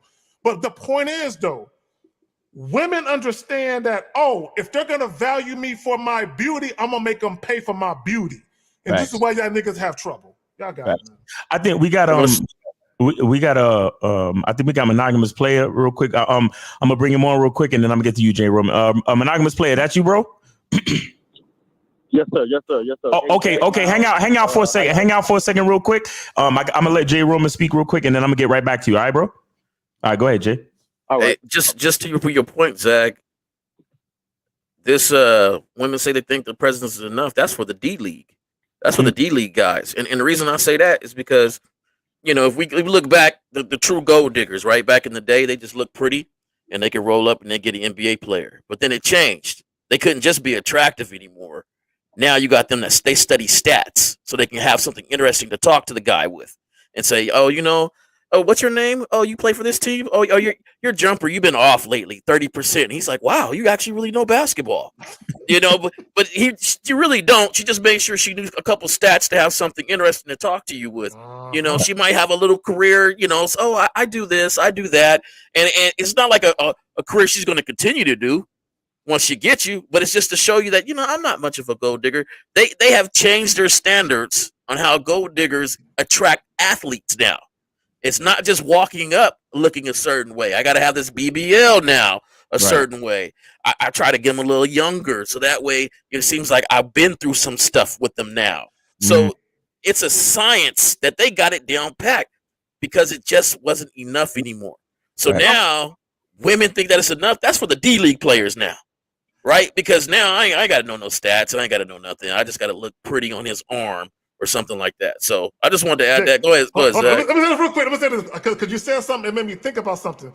Back in the day when we were teenagers, when a lot of times when you wanted to have sex with a chick that wasn't fucking, you had to pretend like you cared. Right. Women flipped the script because these bitch niggas, they want to pretend, they want to feel like a woman cares. Yeah. So when you talk about the chick learning the stats, oh, she cares. Oh, she's so empathetic, sympathetic, and compassionate, and she cares. And these niggas are the new women. Facts. If a woman shows that they care, that woman got that motherfucker. And she ain't even gotta fuck him. Just show that she cares. And this ain't something I just think. I seen it. I was hanging out in LA, dating this young, nice little thing, chocolate skin, never forget. And we rolled up to her girlfriend's house. She was getting dressed to the T. She only wanted to go to certain parties, and she pulled up the stats for the different teams that was in LA. Oh shit. The guys she thought was cute and their stats. You know, how much were they dropping? Were they on the bench? Were they on? So if they don't, but you got to understand, like, athletes kind of know. Okay, they just these go there because they just coming up pretty now. But then something's interesting. Oh, I know your stat. I can actually talk to you and talk to you about the game. And you know what? If you do this, it'll improve a little bit. You know, and it wasn't for the fact that it's something she was really interested in. It was just the fact that this makes me look a little more interesting than this next girl that just walks up pretty just like me. Exactly. So, you know. All right, great point, guys. So let's get to monogamous player real quick. And right before we do that, I'm gonna say shout out to William Kime for the $5 super chat. He said, "Thank you, Miles, for teaching us about amnesia with these online dating experiences. Do y'all agree it's a numbers game?" And we do all agree it is a numbers game. So monogamous player, go ahead, bro. The floor is yours. Go ahead. Yes, sir. And also, guys, great points. Definitely, J Rose, great point. And here's the reason why a lot of women feel like that their presence is enough. It's because guys overvalue a woman's beauty, right? Mm-hmm. See, when you overvalue a woman's beauty, then that already shows that there's a chink in your armor and there's a lack of structure in your program. Because if you're a guy that know how to deal with women, you know that a woman's beauty is not the greatest attribute that she can bring into your structure and into your program.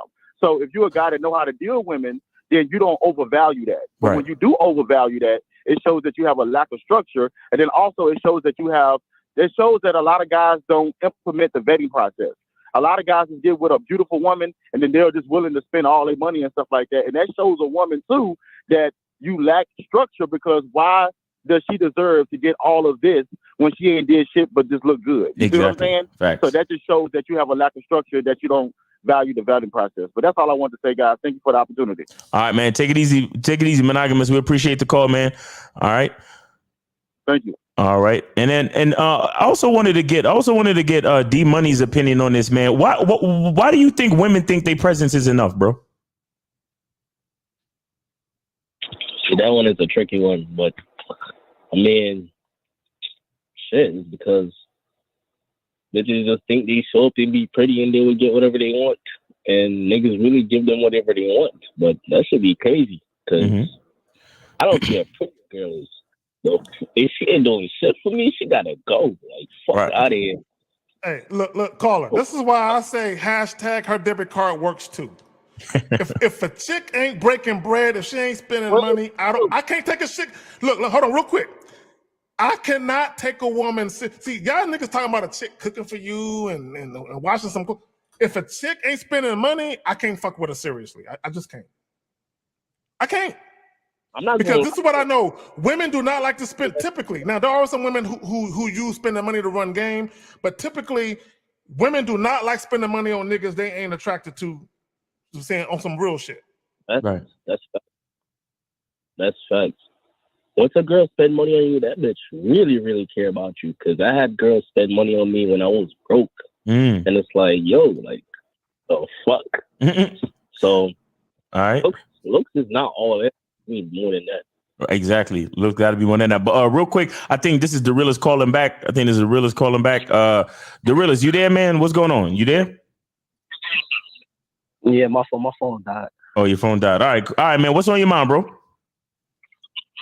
Look, I just wanted to chime in on the topic because I think, and just in my opinion, from my perspective, women think their presence is enough because I think us as men and men in general place too much value on sex. We talk about trying to get sex, fuck on the first night and all that, and women know we want their pussy. Right. So we got to walk up and approach them like they know that we want that from them. That's all. That's what majority of dudes talk about. So why wouldn't they feel like their presence is enough? Right. It ain't, well, the realist, it ain't just that.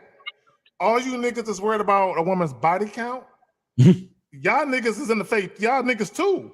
Because what you're showing women is that sex is so important to you. This is why you got women that lie and pretend. Oh, I'm celibate. I'm practicing abstinence. I'm a born again virgin. I don't do that. I'm not that type of girl. Because they know you niggas that talk about that parabon and shit. You goofy ass nigga with that pseudoscience shit. But what it is women. See, this is what guys don't understand. Women watch YouTube channels. They watch our shit. All you niggas that's talking about, you going overseas, they watch your shit. They watch our shit. So women have a blueprint for how to conduct themselves with certain men. Oh, this is what they're looking for. This is what they want. So for all you niggas that go to these third world countries, y'all don't think they see videos with you niggas clowning black women or American or Western women? And they're like, I'm going to be the opposite of that bitch. I'm going to be super pleasant to them. But she running the same game. See, this is what it is. See, and this is what Passport Bros, they admitted to it, but they don't admit to it. She running the same game that women in America do. She's just nicer about it. Ooh. Niggas will literally pay for a bitch to be nice. Oh, hold on. Yo, Willard, I know you ain't gonna take that laying down, bro. This nigga K-Zag always firing shots at niggas, man. Come on, man. What you got to say about that shit, man? Hold on, can I respond first before Willard responds? No. Hold on, the realist. Hold on, bro. Hold on. Yeah, let Willard respond. Yeah, Willard, man. You got to respond to that, bro. K-Zag, I need some of that shit you smoking, bro.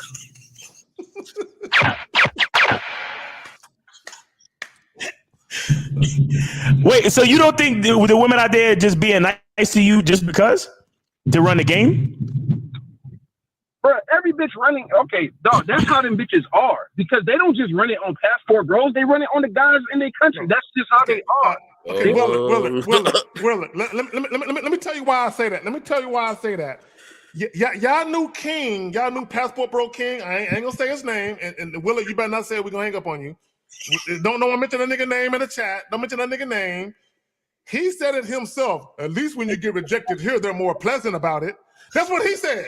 Right. At least when you get rejected, they're more pleasant about it. But that's what he said. I'm just repeating what he said. In America, when I get rejected, they super pleasant. They actually mad they got a man. Like, you know what I'm saying? So. Oh yeah, they be mad. Like I wish I would have met you 2 months ago. I wouldn't be fucking with this nigga I'm fucking with now. That's how, I really appreciate your approach. You made my day, but I really do have a man. I'm sorry, like that type of shit. But the realist. Let's get your response, man. Go ahead and respond. Go ahead, bro.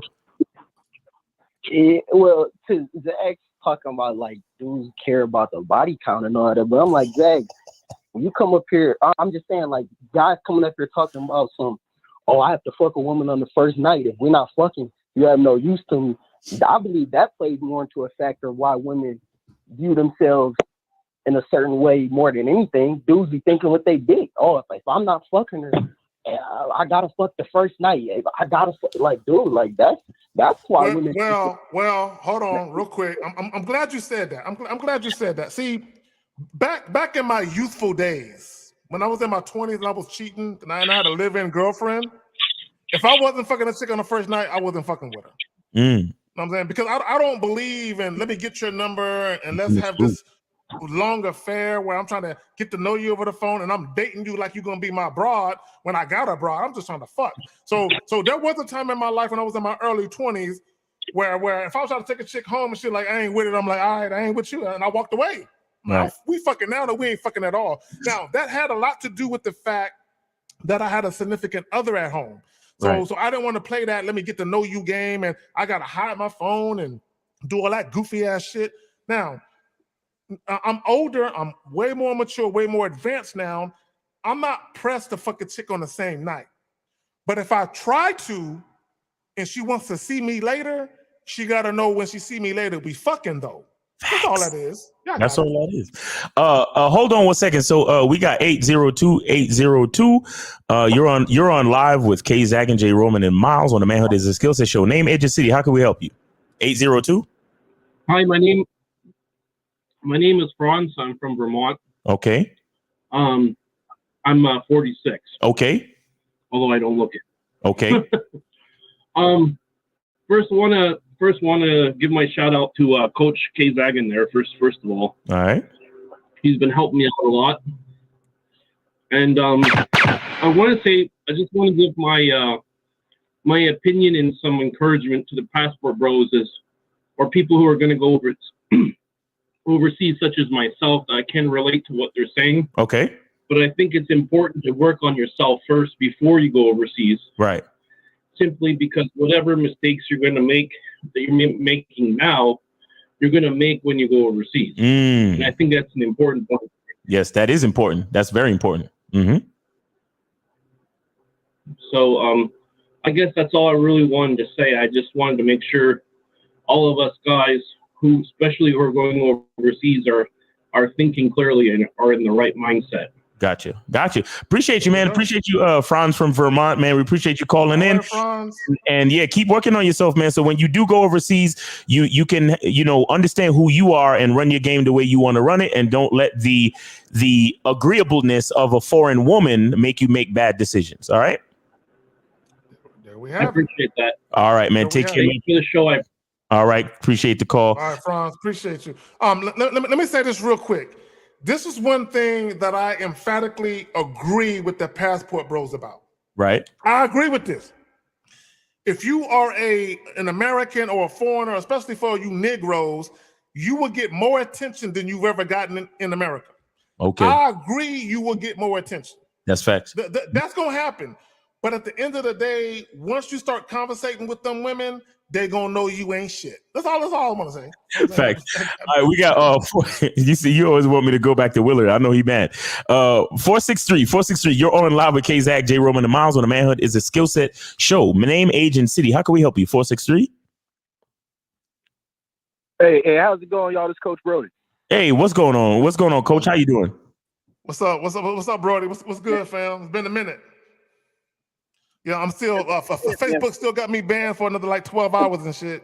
So what's up, man?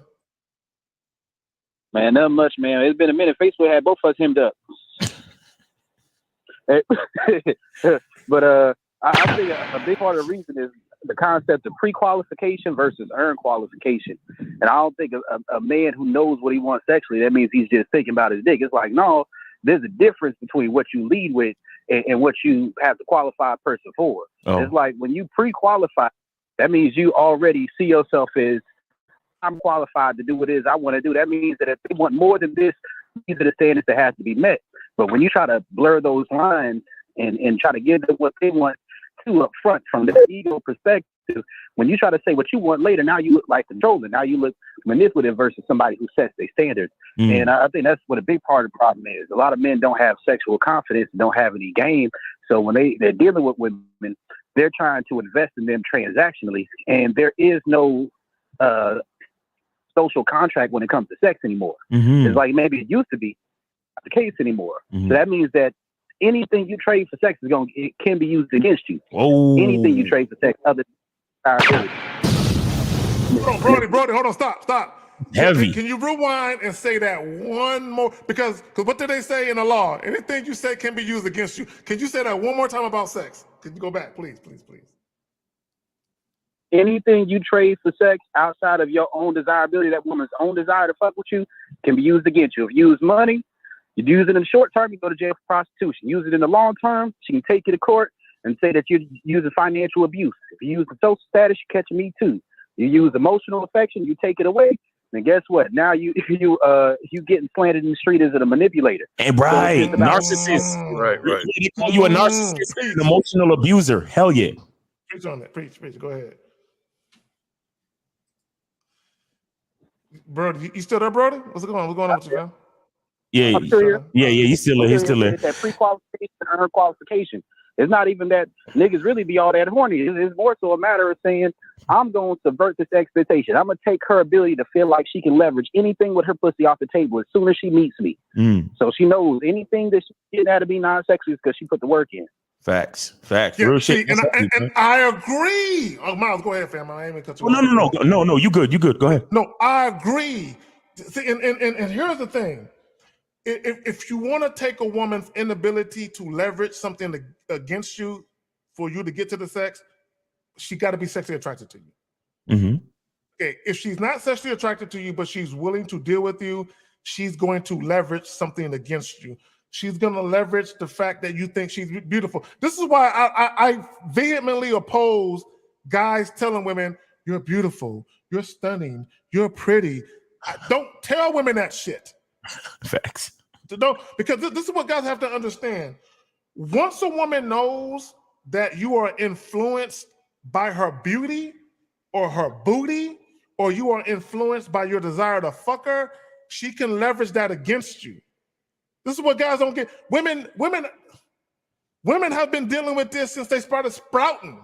You know what I'm saying? In middle school, high school, they've been used to guys coming at them. So women have a head start on how to get at you niggas. This is why Steve says a woman has more game in her pinky toe than you have in your whole fucking body, because a lot of you niggas wasn't fucking until you was in your 20s. This shit been fucking since she was 14. Nigga, she got a 10-year head start on you. I'm just saying. Facts. Hey, go ahead, Brody. Go ahead. I want to throw this in. So I want to say that when it comes to these different types of situations, something that messes a lot of guys up when it comes to this is that they'll find themselves in a position where they get leveraged against and they don't understand why. But I'll say this, a lot of guys are submissive. And I think that there are submissive men who need some game because they try to be masculine about how they submissive. Like, masculinity stifles your submissiveness. If you're going to be a submissive man, accept that shit, embrace it. But if you're going to be that, you need to know how to find a woman who actually got a good program. If you ain't got your own program, you need to find a woman who got one, because a lot of men ain't got their own body. Hey, that's what I'm talking about. Know yourself. I'm big on that. Don't lie to yourself. Know yourself. And that's why I told the passport bro Willard, hey man, be in the, if you want to be in the D League, go ahead and be in the D League then. Know yourself. I hear you, bro. Hey, listen, what he said was real shit, because you see, again, masculine identity membership, when you really know who you are as a man, you can, if you know you a beta and you need to be led by a woman, then it's up to you to find the right woman to fucking lead you then. You understand what I'm saying? So, I mean, the only thing with me is that I believe in giving men the ability to gain the strength to become leaders.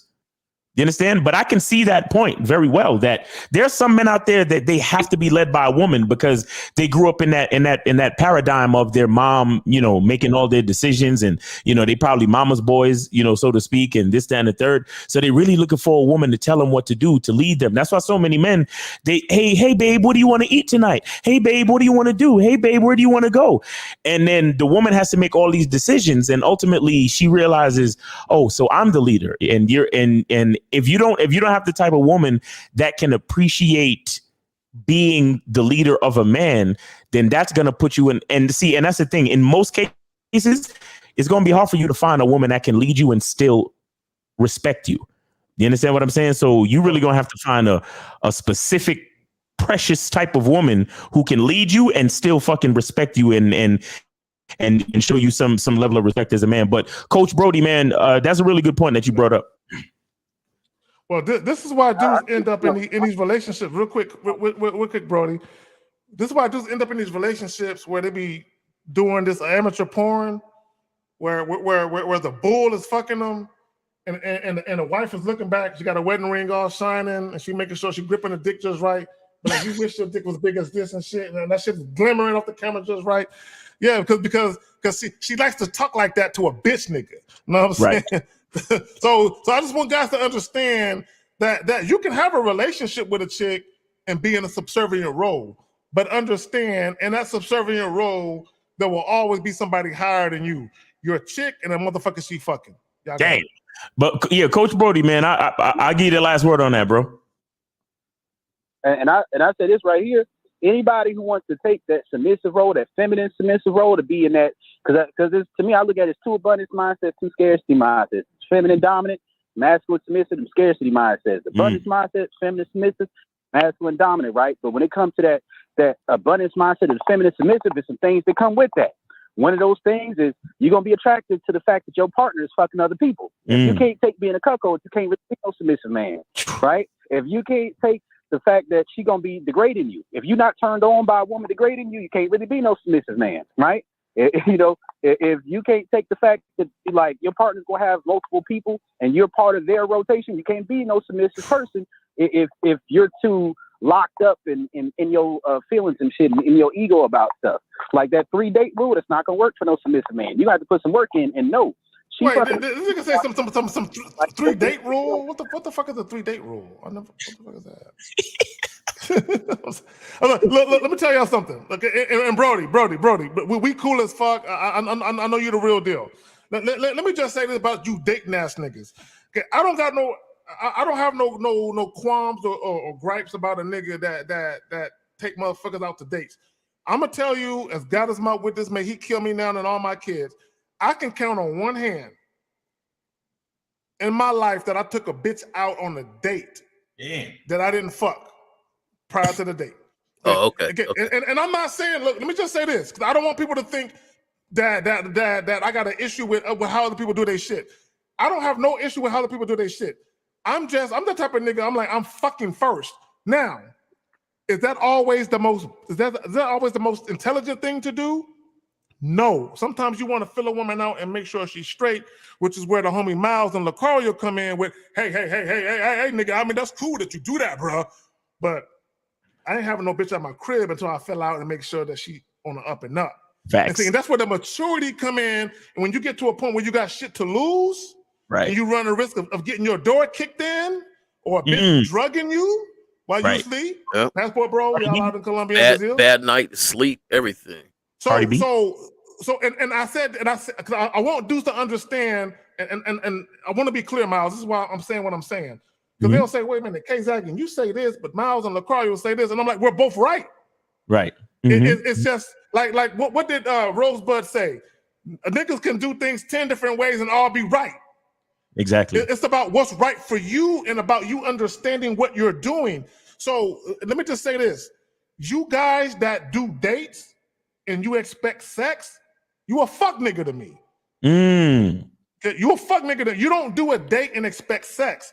You do a date because I'm just trying to fill a chick out to make sure that she's straight for my program. I'm about to invite this chick into my life. I'm going to invite her into my home. I want to make sure that she's straight. So let me go out on a date and just peep her. Peep how she acts. That's smart. That's not dumb. That's not simpish or beta malice. Hold on, caller. That's smart. It's smart to do it the way that L and Miles preach. It's smart to do it that way. So me even being on my hey, I'm trying to fuck first. I'm not saying that I'm not smart, but what I'm saying is that's just the way I choose to do it. But the way they choose to do it is actually the smarter way to choose to do it as you get older and you got shit to lose, like your life, nigga, your money, your freedom. Facts. All right, Brody, man. Look, it's almost that time, so I give you the last word before I let you go, bro. Hey, man. So, I appreciate y'all. Y'all running this track, and I say this, and I agree with K-Zag on that. I've never taken a woman out on a date because I wanted to smash. Right. Not once. I never spent money on a woman because I wanted to smash her. If I did it, it's because I genuinely wanted to spend time, get to know her. You know what I mean? Exactly. Or if I genuinely was interested in her. Like dudes who do that, you can't be transactional. Transactional stuff, it ruins everything. You know what I mean? So it's like you got to have self-control. If you're in a situation where you're doing that, you got to say, I'm going out on this date because I want to spend time with her, feel her out, get to know her, and have no expectation. If you can't do something without expectation, don't do it. Exactly. Facts. There you go. All right, Coach Brody, I appreciate you. And once again, I just want to reiterate what you said earlier about anything that you use to trade for sex can be used against you. You understand? So again, if you taking a woman out on a date because you're trying to have sex, that can be used against you. That's why you see so many TikToks of these dudes taking these chicks out on $300 steak dinner dates. And then when he's like, yeah, so you ready to come back to my crib? And she says she don't want to come back to his crib, and he start losing his mind. Or when a guy flies a woman out to try to have sex with her and she's like, I ain't trying to fuck. And then, he's like, yo, you playing games. That's why I can't stand these bitches. You understand? Because you're trying to trade one thing for sex. You're not really trying to get to know the woman. Like anything that you're doing if it's not genuine, it can be used against you. So you have to be careful and you have to be honest and you have to know why you're doing it. So many guys try to use my line of, hey, was there anybody in your life that would have a problem with us going out for drinks? And a lot of you dudes, y'all don't want to go out for drinks with a woman. I do. Because like Kazak said, I'm trying to evaluate the woman to see if she deserves my time. You understand what I'm saying? I know why I'm doing it. Don't just use my line just to get a chick fucker with you. Use the line if you know exactly what you're trying to do for yourself. But Coach Brody, we appreciate you, man, and thank you for the call. All right, and then I'll say this too. Yeah, go ahead. Yeah, I took women out on dates because I wanted to fuck them. I used to go hang out with them just because I wanted to fuck them. Then you get older and you start to learn and you learn yourself and what you want. And I think sometimes they get caught up on the exact things everybody says on the panel, and they're trying to put together a game, not realizing that the game itself is in them and is themselves. So my thing is, some of you guys worry about numbers too much instead of the experience. Exactly. I had to learn it's the experience that I want to create. That I want to. So when we were talking about it earlier, and they say, "Oh, the dude was like, yo, if people just want to have sex, that's kind of misleading." No, if I want to have sex that night, that's what I wanted to do. So when I went out on a different mission plan than other people. In my directness and talking to that person, they already knew what was up. If I want to have an experience and just sit at the bar and have a drink and conversate with somebody, they knew what was up. My thing is if you're misrepresenting yourself. Mm-hmm. Just so something can happen, then you're not being a man about your shit. Exactly. You're falling into her presence. Yeah. I'm gonna give the realist the last word before I let you go. The realist, go ahead, bro. No, that's it. Y'all have a good show. No, that's it. All right, man. Appreciate you, man. And yo, man. Right, hold on real quick. Have you been busy with nurse school or something, man? Because it's been a minute since we heard from you, man. Everything good? Yeah, school was tough, man. School was tough. Just making it work. Okay, hey, listen. No, real shit. All bullshit aside, bro. Make sure you complete it, bro. Complete it. I know it's tough. I know it could be challenging. I know you got to study. I know you got to learn all these new ideas and concepts, and it could be very overwhelming and challenging. But just know that everybody on this panel is rooting for you. Everybody in the chat is rooting for you, bro, because we want you to be, productive. We want you to move forward in life, and we don't want you just running around the mall hollering at bitches. If it's time for you to become a nurse, do what you got to do to get to that next level. All right, homie. Let me say this to so that way I can give you some encouragement. I was in the military and I was an orthopedic specialist. So I was the type of guy I would put a cast on you, or if you had to have your leg amputated, I would help the surgeon basically pull your shit back so he can cut the bone. To graduate, one of the things I had to do, I think there's 206 or 208 bones in the body. I had to memorize all them shits. Every fucking bone, I had to take a test naming all that shit. You know what I'm saying? So when it comes to the medical field, now the medical field is a beautiful thing because it's mostly women. You know what I'm saying? So I'm just saying, it was a beautiful. Me being in the military, it was like 7 chicks to 1 dude. So I was loving it. But my point is, you know what I'm saying, but you outside of that point, you still got to go to class and graduate and learn the coursework. But my thing is, bro, once you learn it and you get it down, you'll be all right, man. You'll be just fine, bro. You'll be just fine. So good luck to you, man. Keep up the hard work, because truth be told, we need male nurses out there. A lot of people love to make fun of the profession of a male nurse, but it's a lot of obese motherfuckers that need to get turned in their bed, and we need male nurses to help with that shit. That's a fact. Yeah, man. Lift me up. Yeah. So lift me up. We appreciate you. All right, bro. All I appreciate y'all, man. All right, man. Take it easy, man. All right. And then so we got let me see. We got 347 D Money. D Money, I'll give you the last word before I let you go, bro. Yeah. One quick question. All right. He was saying like if you're not like, cause sorry, man. All right. So boom. Sometimes like I would like talk to a girl that I'm not really sexually attracted to, or I don't see like a potential relationship with her. Okay. Should I like avoid talking to her? Like if there's like nothing to me, no purpose for me to like really talk to her, I should just don't even waste my time approaching her, right? Why are you talking to her though? What's the purpose of you conversating? Are you just making small talk, or you trying to fuck her? What's going on with you? No, I'm not that sexually attracted to her. Maybe you're personally. No. Okay. Let me ask you the question in another way. So, I want you to recall for us one time where you were having an in-depth conversation about a woman you were not sexually attracted to you. I need you to say who started the conversation, and why you were participating in it. So one time I hit up some girl online, and then I end up like going to the movies. I wasn't really sexually attracted to her. Did you want sex from her though? Not really. I didn't care for it. So why did you hit her up then? Why did you hit her up? Yeah.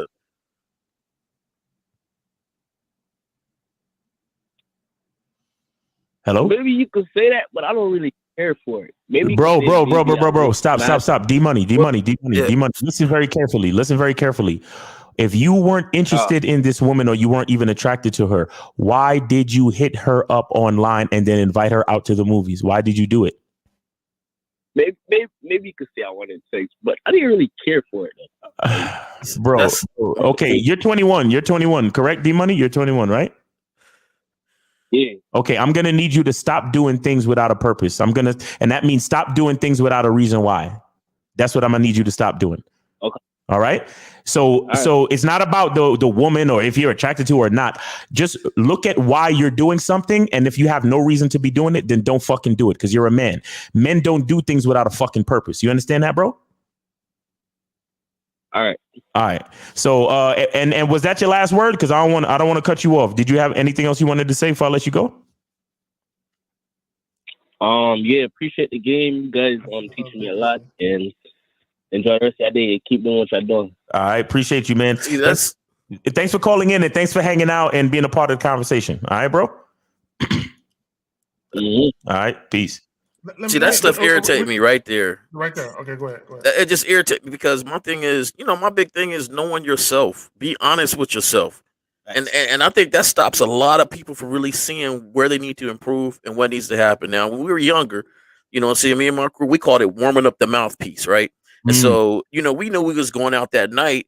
And so anybody we damn near came across, attractive, non-attractive, whatever, we start talking to them.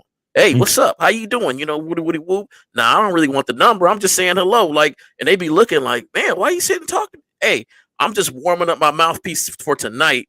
Right. So, I'm talkative, I'm declarative, everything. But I thought he was going there. Like, oh, I don't know. I was just warming up. And then he finally admitted, because I asked him directly, did you want sex? No. And then later on, 2 sentences, he said, yes. He talking about, yeah, well, maybe I did want that. Like, come on, be honest with yourself. Be honest with yourself, man. What it is, Dave Roman, is that when it comes to women that are not that attractive, they believe that's what they deserve. Because here's the reality of it. No man who feels he can get a quality woman that he thinks is attractive is going to go out with a beach well. He ain't going to do it. Now I might have a conversation with we ain't jumping on grenades no more. No. Now I might look, bro. There's been times I've been in the mall, I've been, wherever, and a chick that was like on some, just she was on some gargantuan shit, just approached me, and I'm like, nah. But I'm pleasant though. I'm not mean. Right. I'm pleasant, and like my boys would be like, oh, okay, man. Why are you talking to her? People might see you. And I'm like, I don't give a fuck about nobody seeing me. Talk to the bitch. And I'm like, I don't care about that. Right. But at the same time, when she's like, oh, I really like you, I think we should get together. Nah, girl, it ain't gonna happen like that. You know what I'm saying? So I would tell the chick, like, it ain't go. You make gumbo? bro, I would entertain a conversation because I'm not a mean person. Like, I mean, I can be mean, but I'm not a mean person overtly where I'm just gonna be mean because I don't find the chick visually appealing. So I would entertain a conversation regardless. But the moment she tried to get at me on something, I want that dick shit, I'd be like, nah, baby girl, you ain't gonna get this. You know what I'm saying? Right. So, but the problem is with the dude is he wants more attractive women, but he don't think he's deserving of it. Which is why he settles for the bottom of the barrel bitches. Right. Or what he thinks is the bottom of the barrel. Bottom of the barrel. Whoever said yes to the date. Right. Well, my thing is like, why would you even like, bro? For me to appear in public with a chick is a big deal, bro. And I don't think enough niggas honor their physical like my physical presence. Like I'm like the president, dog. Right. When you fuck with me, like visiting the White House. It's like that big of a deal. You know what I'm saying? Right. And I know a lot of people gonna be like, "Oh man, Kerry, you ain't nigga. I'm that nigga, dog. Like you just can't. You just can't get that type of invite where I'm gonna appear with you in public and kick it with you. If you're a woman and I want to fuck, we ain't fucking. I just can't do that with every chick, bro. That shit means something. But for a lot of niggas, because they want pussy so bad, it means something for them to be with the bitch, but it don't mean shit for the bitch to be with them, and that's the problem. Facts. Hey guys, real quick. So we got another call that came in. We got 857. You on live with K Zaggin, Jay Roman, and Miles. Name, age, and city. How can we help you? 857. You on a Manhood is a Skill Set show? 857. Hello. Hey, what's up, man? Hey, so my name is James. I'm 21 and I'm from Boston, Massachusetts. Okay. I was FaceTiming this girl last night and I was trying to get to know her, like, because I know. Wait, hold on. How old are you? How old are you again? I'm sorry. How old are you?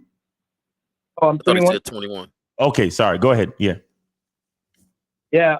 So I mainly watch Steve, and one of the things he said that when you're talking to a woman, you should tell them that you want to get to know them in an intimate way. And I was FaceTiming this girl last night, and I told her that, right? And then I started asking her questions about herself, like, you know, what kind of woman are you? What makes you different from other women? And she was like, she said that she didn't like this question because I caught her off guard. And you know, all right. Well, okay. Listen. I can let you keep talking. I can let you keep talking, but I can nip it in the bud right here. She wasn't feeling you, bro.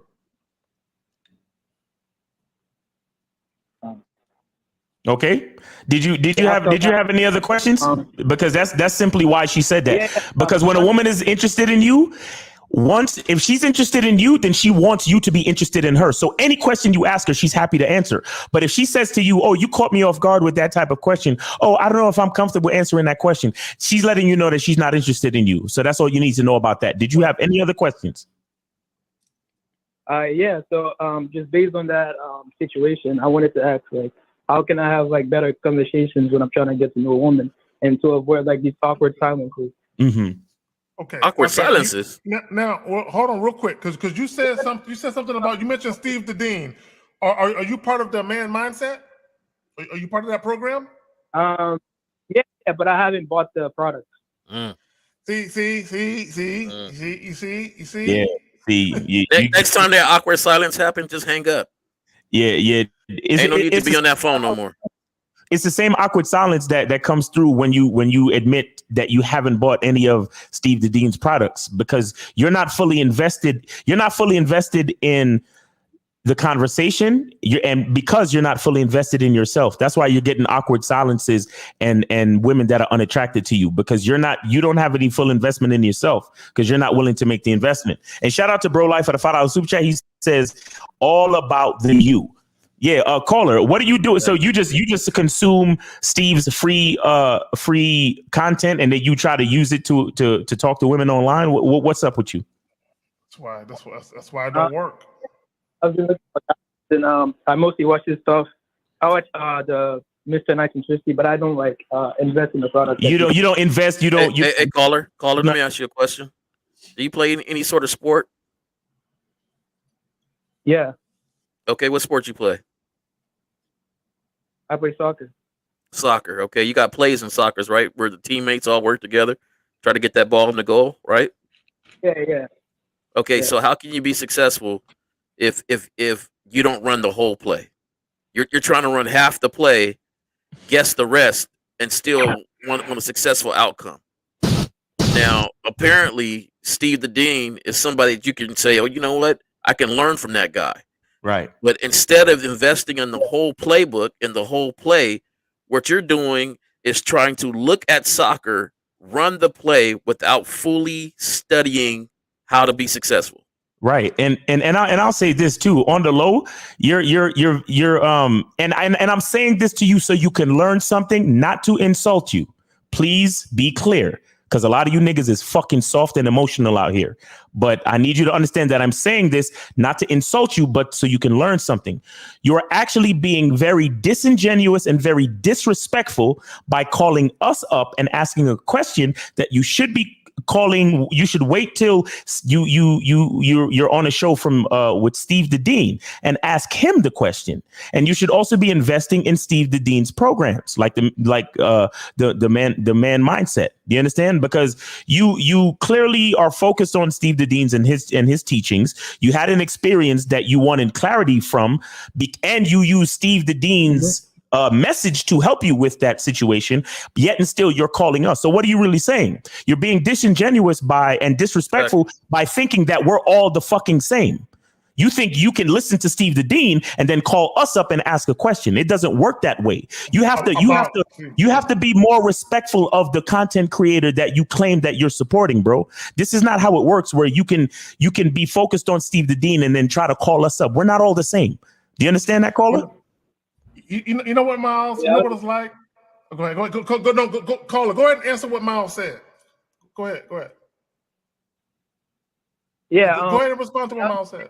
I was trying to. Yeah. So the reason I called was I couldn't catch Steve's live, so I was like, okay, I listen to these guys too, so maybe I can ask them. No, that's not. That's not how it works. That's not how it works. Then you be patient and you wait for Steve's next show, or you wait till tomorrow for the Real Game No Theory panel, which Steve the Dean is a part of. That's what you do. That's how you respect the game, bro. You see, you're getting disingenuous, inauthentic experiences with women because you are disingenuous and inauthentic as a man. That's what's happening with you, bro. Don't you get that? That's exactly what's happening. Yeah. Caller. I wouldn't. Anyway. Caller, hold on, listen. And shut up to Alfie. Alfie just joined the panel. Let me just say this. You know what it's like, caller? It's like you dealing with a chick and you calling her friend, asking her about the chick. When all you got to do is conversate with the chick and be honest and authentic and transparent about what you want, and you get the answer that you need. It's like you call another broad. So what's up with your girl? Yeah, man, I went out on a date and she did this and she said that. So what's up with her? Can you tell me what's going on with her? When if you was a man about your shit, you would have found out what you needed to find out by having a conversation with the babe. Exactly. Not asking her friend. But what do you say, caller? I don't get the point you're trying to make. You get it. Maybe I didn't hear you right. I'm not being disrespectful like you said. No, bro, you're being disrespectful, bro, because you think that you can call us up when you're trying to figure out something that you learned from Steve the Dean. You need to respect Steve the Dean and call Steve the Dean, or at the very least, purchase Steve the Dean's program or get on his program. You need to stay focused. That's what we're trying to tell you. You don't get that? Yeah, I understand. All right, man. So have patience and support the content creator or the coach that speaks to you. We're not all the same. Yeah, we have similar messages and we get on the panels together, but that doesn't make us the same, bro. You got to be honest and you got to be genuine and you have to move with a purpose. Do you understand? I understand. All right, man. Appreciate the call. Still, thanks for calling. We appreciate you, but be safe and, like I said, be focused and move with a purpose, bro. Thanks for calling. All right, I'm killing the phone lines because we on OT, man. So tis what it is. What's going on, my brothers? How y'all doing? Hey, what's up, Afi, man? Good to hear from you, bro. How you doing, bro? What's up? Good. It was a little noisy with my dogs in the car. That's why I didn't hop on earlier. I thought I could handle it, and it was a little too much. But I'm here now. Yo, Zach, are you still there? What's up, Zach? You look like you froze, bro. Because I'm good, right? J. Roman, you good? Yeah. And Afi, I think he did freeze. Yeah. I'm just happy it ain't my shit today. Facts, right? Yeah, you the one in the storm too, right? Yeah. So, I'm gonna just say this. I can understand the frustration from that one caller when he was like, trying to get advice from older people. Right. And if you think about it, there's a lot of older cats that's still trying to act young and get the same sort of vibe they had when they're young and applying it when they're older. And yeah, it'll be harder for him to get advice because the older ones are going through the same thing you going through. Exactly. They didn't mature themselves or mature their games and stuff. So, I could understand the younger ones' frustration looking to their uncle talking about women and their uncle saying the same thing they saying about women. Facts. And you got to look, you live 20, 25, 30 years more than me, and you ain't figured none of this out with them. You ain't figured nothing of this out. So, Hey, Zag just hit me. He said his internet is acting crazy, so we'll just carry on for now. But Afi, real quick, man, let's get your perspective on the topic of the show, because why some of these women think that their presence is enough. What do you think about that? To be honest, it's true, and I'm just gonna keep it 100. It is true, and a lot of things I know, as far as this stuff is, a lot of it I knew. But you'd be surprised at how much, well, I know y'all know, but y'all know what I'm saying, how much you learn from coaching. Like, my game is better now than it was before, because I've heard so many things and so many stories. Like, I wouldn't believe some of this shit unless I was actually heard it myself, man. And I know, like, so it's like, it's just funny how when you online and you see certain versions of couples and relationships, and then you have conversation, and then they tell you the dynamics and what's really going on. It just be a tip sometimes. Like, so, you just be surprised. Well, at this point, I'm not surprised now, but just the amounts of shit that guys go through just to have a quote unquote baddie and shit. Like, and they want to make it look real good. But I mean, some of you guys, y'all going through so much shit. Y'all spending so much goddamn money. And it's like women, they do think their presence is enough, because once they, the people who listening, like, just because you exchange numbers with a girl or you get a female's number off of Tinder and y'all get the number that way, do not feel like you're obligated to try one date with her, bro. Sometimes you're not supposed to go on a date. The chemistry is not vibing, bro.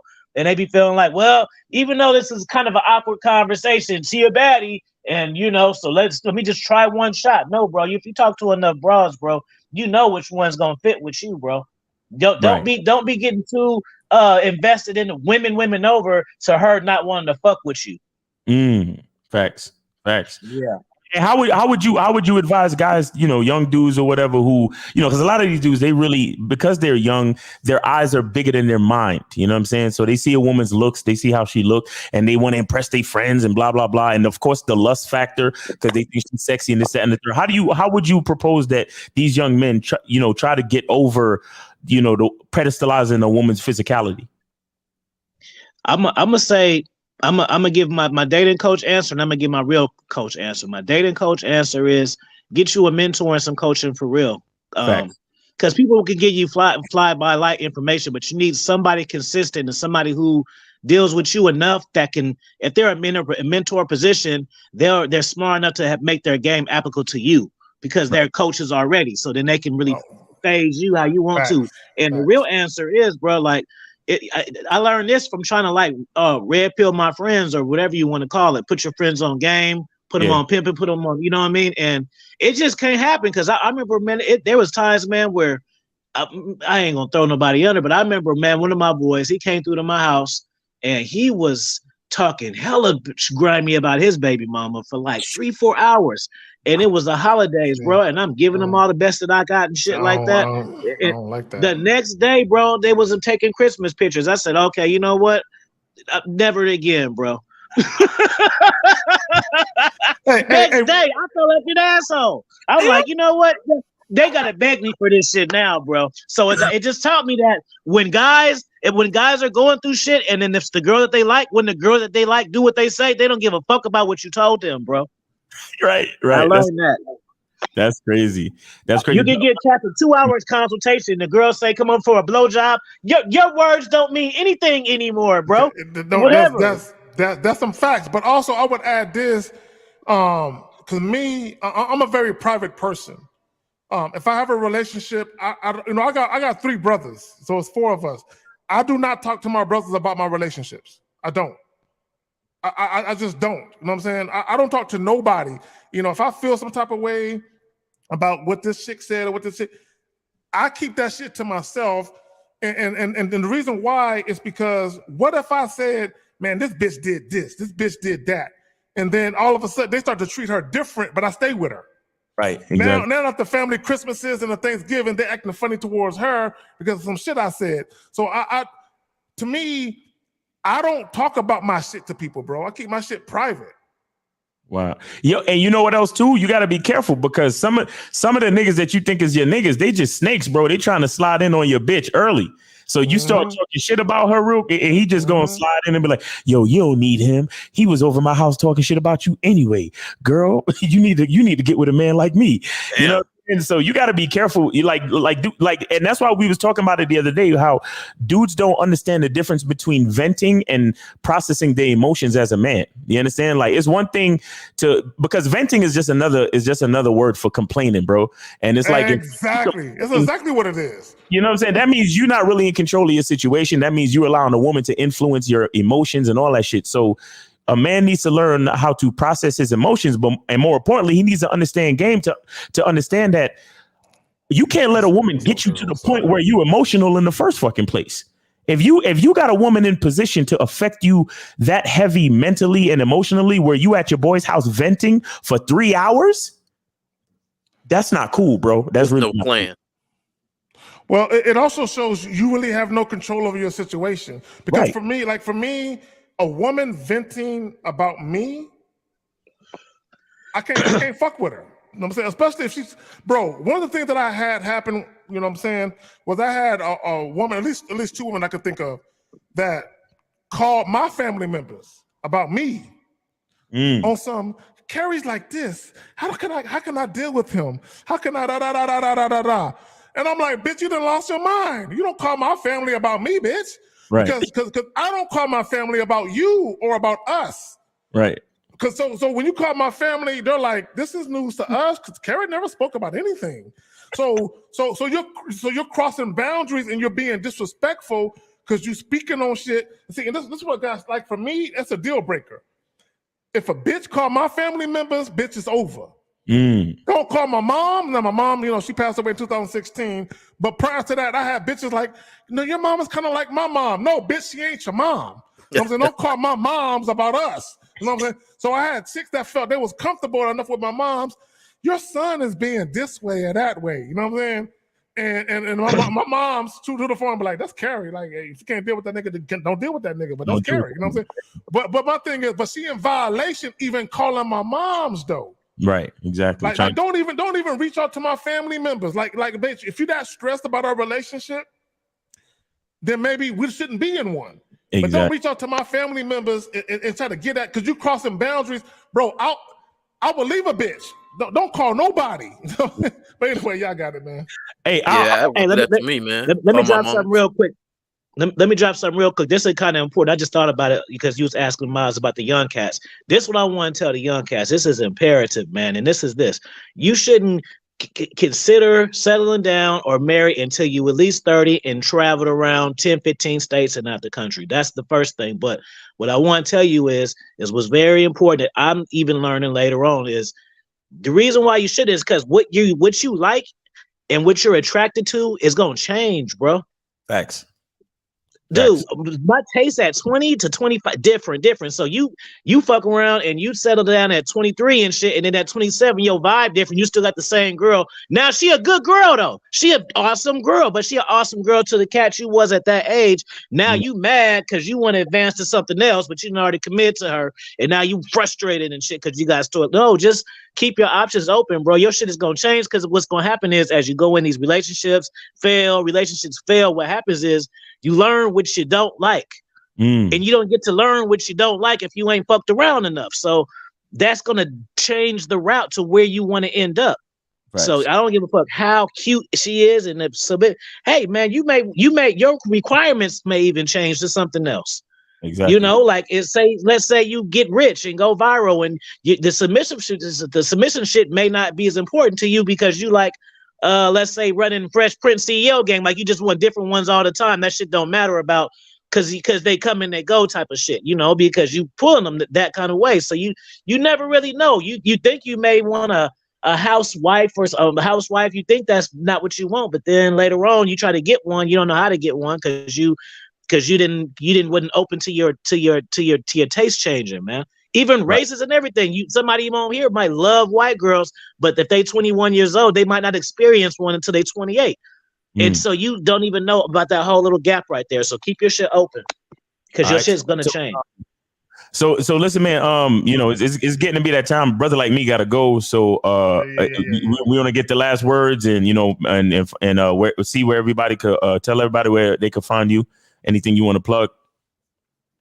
All right. Real quick, we got one question about Derrick Jackson. Do y'all want to discuss that bitch ass nigga? Come on, man, y'all niggas, bro. Yeah, I don't know what happened with that. What happened with that? Discuss that nigga. We can leave that question unanswered. Yeah, we don't need to. Nah, we good. All right, cool. I'm gonna say this. Fuck that.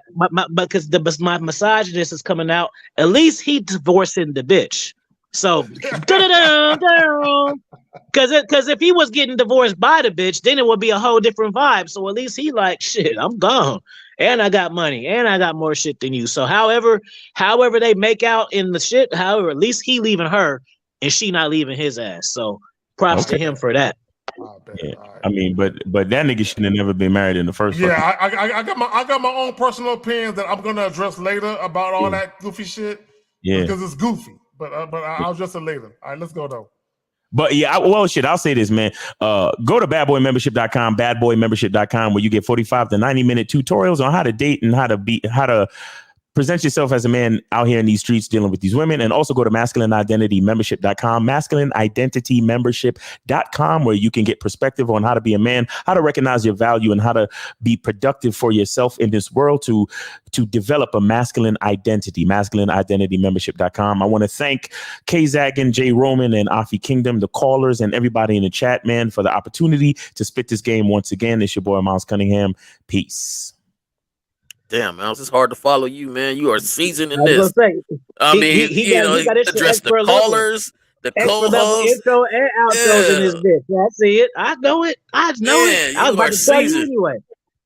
Yeah, so this is Jay Roman. I'm always a pleasure to be on here. You know, hopefully I come back next Saturday. I'll be busy. I appreciate these guys putting up with me and my schedule and things. And always the Silverback Lifestyle and the Sunday show. I always like to plug that show. It's so entertaining for me.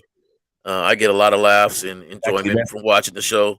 That's a Real Game No Theory show. Real Game No Theory. Real Game No Theory show on Sundays. 12 noon. Steve the Dean in 1950s. Zag, Miles, and Lucario. So you know, that's it for me. I guess Zag did screamed out again. Yeah, Zag got to come back. And Afi, man, where can they find you, bro? You guys go ahead and find me, AFI Kingdom, YouTube, or you can type in Passport King. You want to book a consultation with me, dominanceMindset.org. Follow me on Instagram, International AFI, or Afi Kingdom Books. That's where you can check out the 30 books that I have, and I'm dropping 12 new ones for the 2023. I got sci-fi shit coming out. I'm working on the coldest red pill sci-fi shit called Clash of Kings. It's some cold shit. It's about like it's some cold shit. It's in Roman time period though, but they got technology. So just think about the type of shit we can connect with that, man. Right. You know, Little Caesar with a smartphone. You feel me? And follow me on Instagram. Afi Kingdom Books too. That's what's up. Okay, that's what's up, man. Well, guys, we gonna need K-Zag to come back, because if he don't come back, the show won't end. It'll just keep recording. Well, there's a question on here with Matthew B. I have no issues conversating and flirting, but I seem to come up short, falling through or making it sexual to lead it somewhere. Can you give me an example of when you go mode one? I don't know what the go mode. You should be in mode one at all times, bro. Yeah, I don't. You know, I can say look at the weather and make it sound sexual. I don't understand that one. It says come up short. Okay. Well, K-Zag always says K-Zag always says to use the word sex in your conversation. So, you know, if you're gonna give her a compliment, then tell her that she's sexy, or tell her how you feel in reference to sex, something that you might want to do to her, or ask her about her favorite position. Like, you got to be able to speak in a sexual manner, in a sexual tone, and have innuendo to let a woman know where you're trying to take the conversation, and for her to decide whether she wants to go there with you. You see what I'm saying? The problem with a lot of dudes is that y'all like to keep it very neutral and very safe because you too afraid to hear a woman say no. The truth is, if you really want to have sex with a woman, you got to let her know, and you got to take the conversation to that place and give her the opportunity to say yay or nay. A lot of these guys in these questions and stuff. I got some gems from them too. Yeah, a lot of these guys in these questions, they always seem so tense. Yeah. Like they taking a test when they talking to a woman or something. Like they can't, you know, they got to get 8 out of 9 questions right, or they gonna fail. Like, you know, just, hey, it's storming out here. I can call somebody like, damn, it's wet out there, ain't it? You know, they understand because the vibe in which I'm giving them, and it's just like, you know, y'all got to loosen up and relax a little bit. You pedalizing these women, and that's why it's so hard to talk to them. You ain't taking the test. Facts. Afi, you got anything on that? Go ahead, Afi. I'm sorry, man. No, it's good. I just want to say, because this is like I said, I learned this from coaching, and this is something y'all can learn. Just do. And I mean, I wouldn't say you had to have finesse game to know this, but just a lot of times you guys get. It's like you fuck up because you need the confirmation from her words a lot of the times, and that's what fucks it up. So, like, as far as going mode 1 and being assertive and making it sexual with the woman, be able to like get like she should be able to say certain shit that you know what it means, and then you can move the fuck on. Like, you can flirt something, and if she bite, boom, like I can. Okay, so boom, Operation Bitch 1. So I say some shit. And then she says something about feeling or some shit like that. I can kind of hit her off with the feeling too, and we kind of having an undertone conversation. Right. Until I know I can take it there. Okay, so how was your day? We don't gotta have sex talk the whole time now, like because sometimes you want to keep it up and keep talking and try to get more detail, and then you didn't turn her off. Like, damn, all he care about is sex now. So you gotta just know, like, okay, confirmation, cool. Now we can skate along. You know what I'm saying? Instead of trying to get her to say sex, 12 p.m., dick in my mouth, and you don't understand. It's like you don't understand that she want to fuck you until she says and gives you all the steps and shit. You know what I'm saying? She can say, "Ooh, come over here. I got a taste for lollipops," and you be like, "Ooh, what flavor?" Man, she talking about. See, you fucking it up now. Like, you didn't even catch it and move. Right. That's it. Okay, well, Zach, you back now. Now we can end the show. Yeah, we got to end it because I'm on borrowed time because my internet is tripping like a motherfucker. Exactly. Alrighty. All right. So yeah, appreciate y'all, man. We out of here. Peace.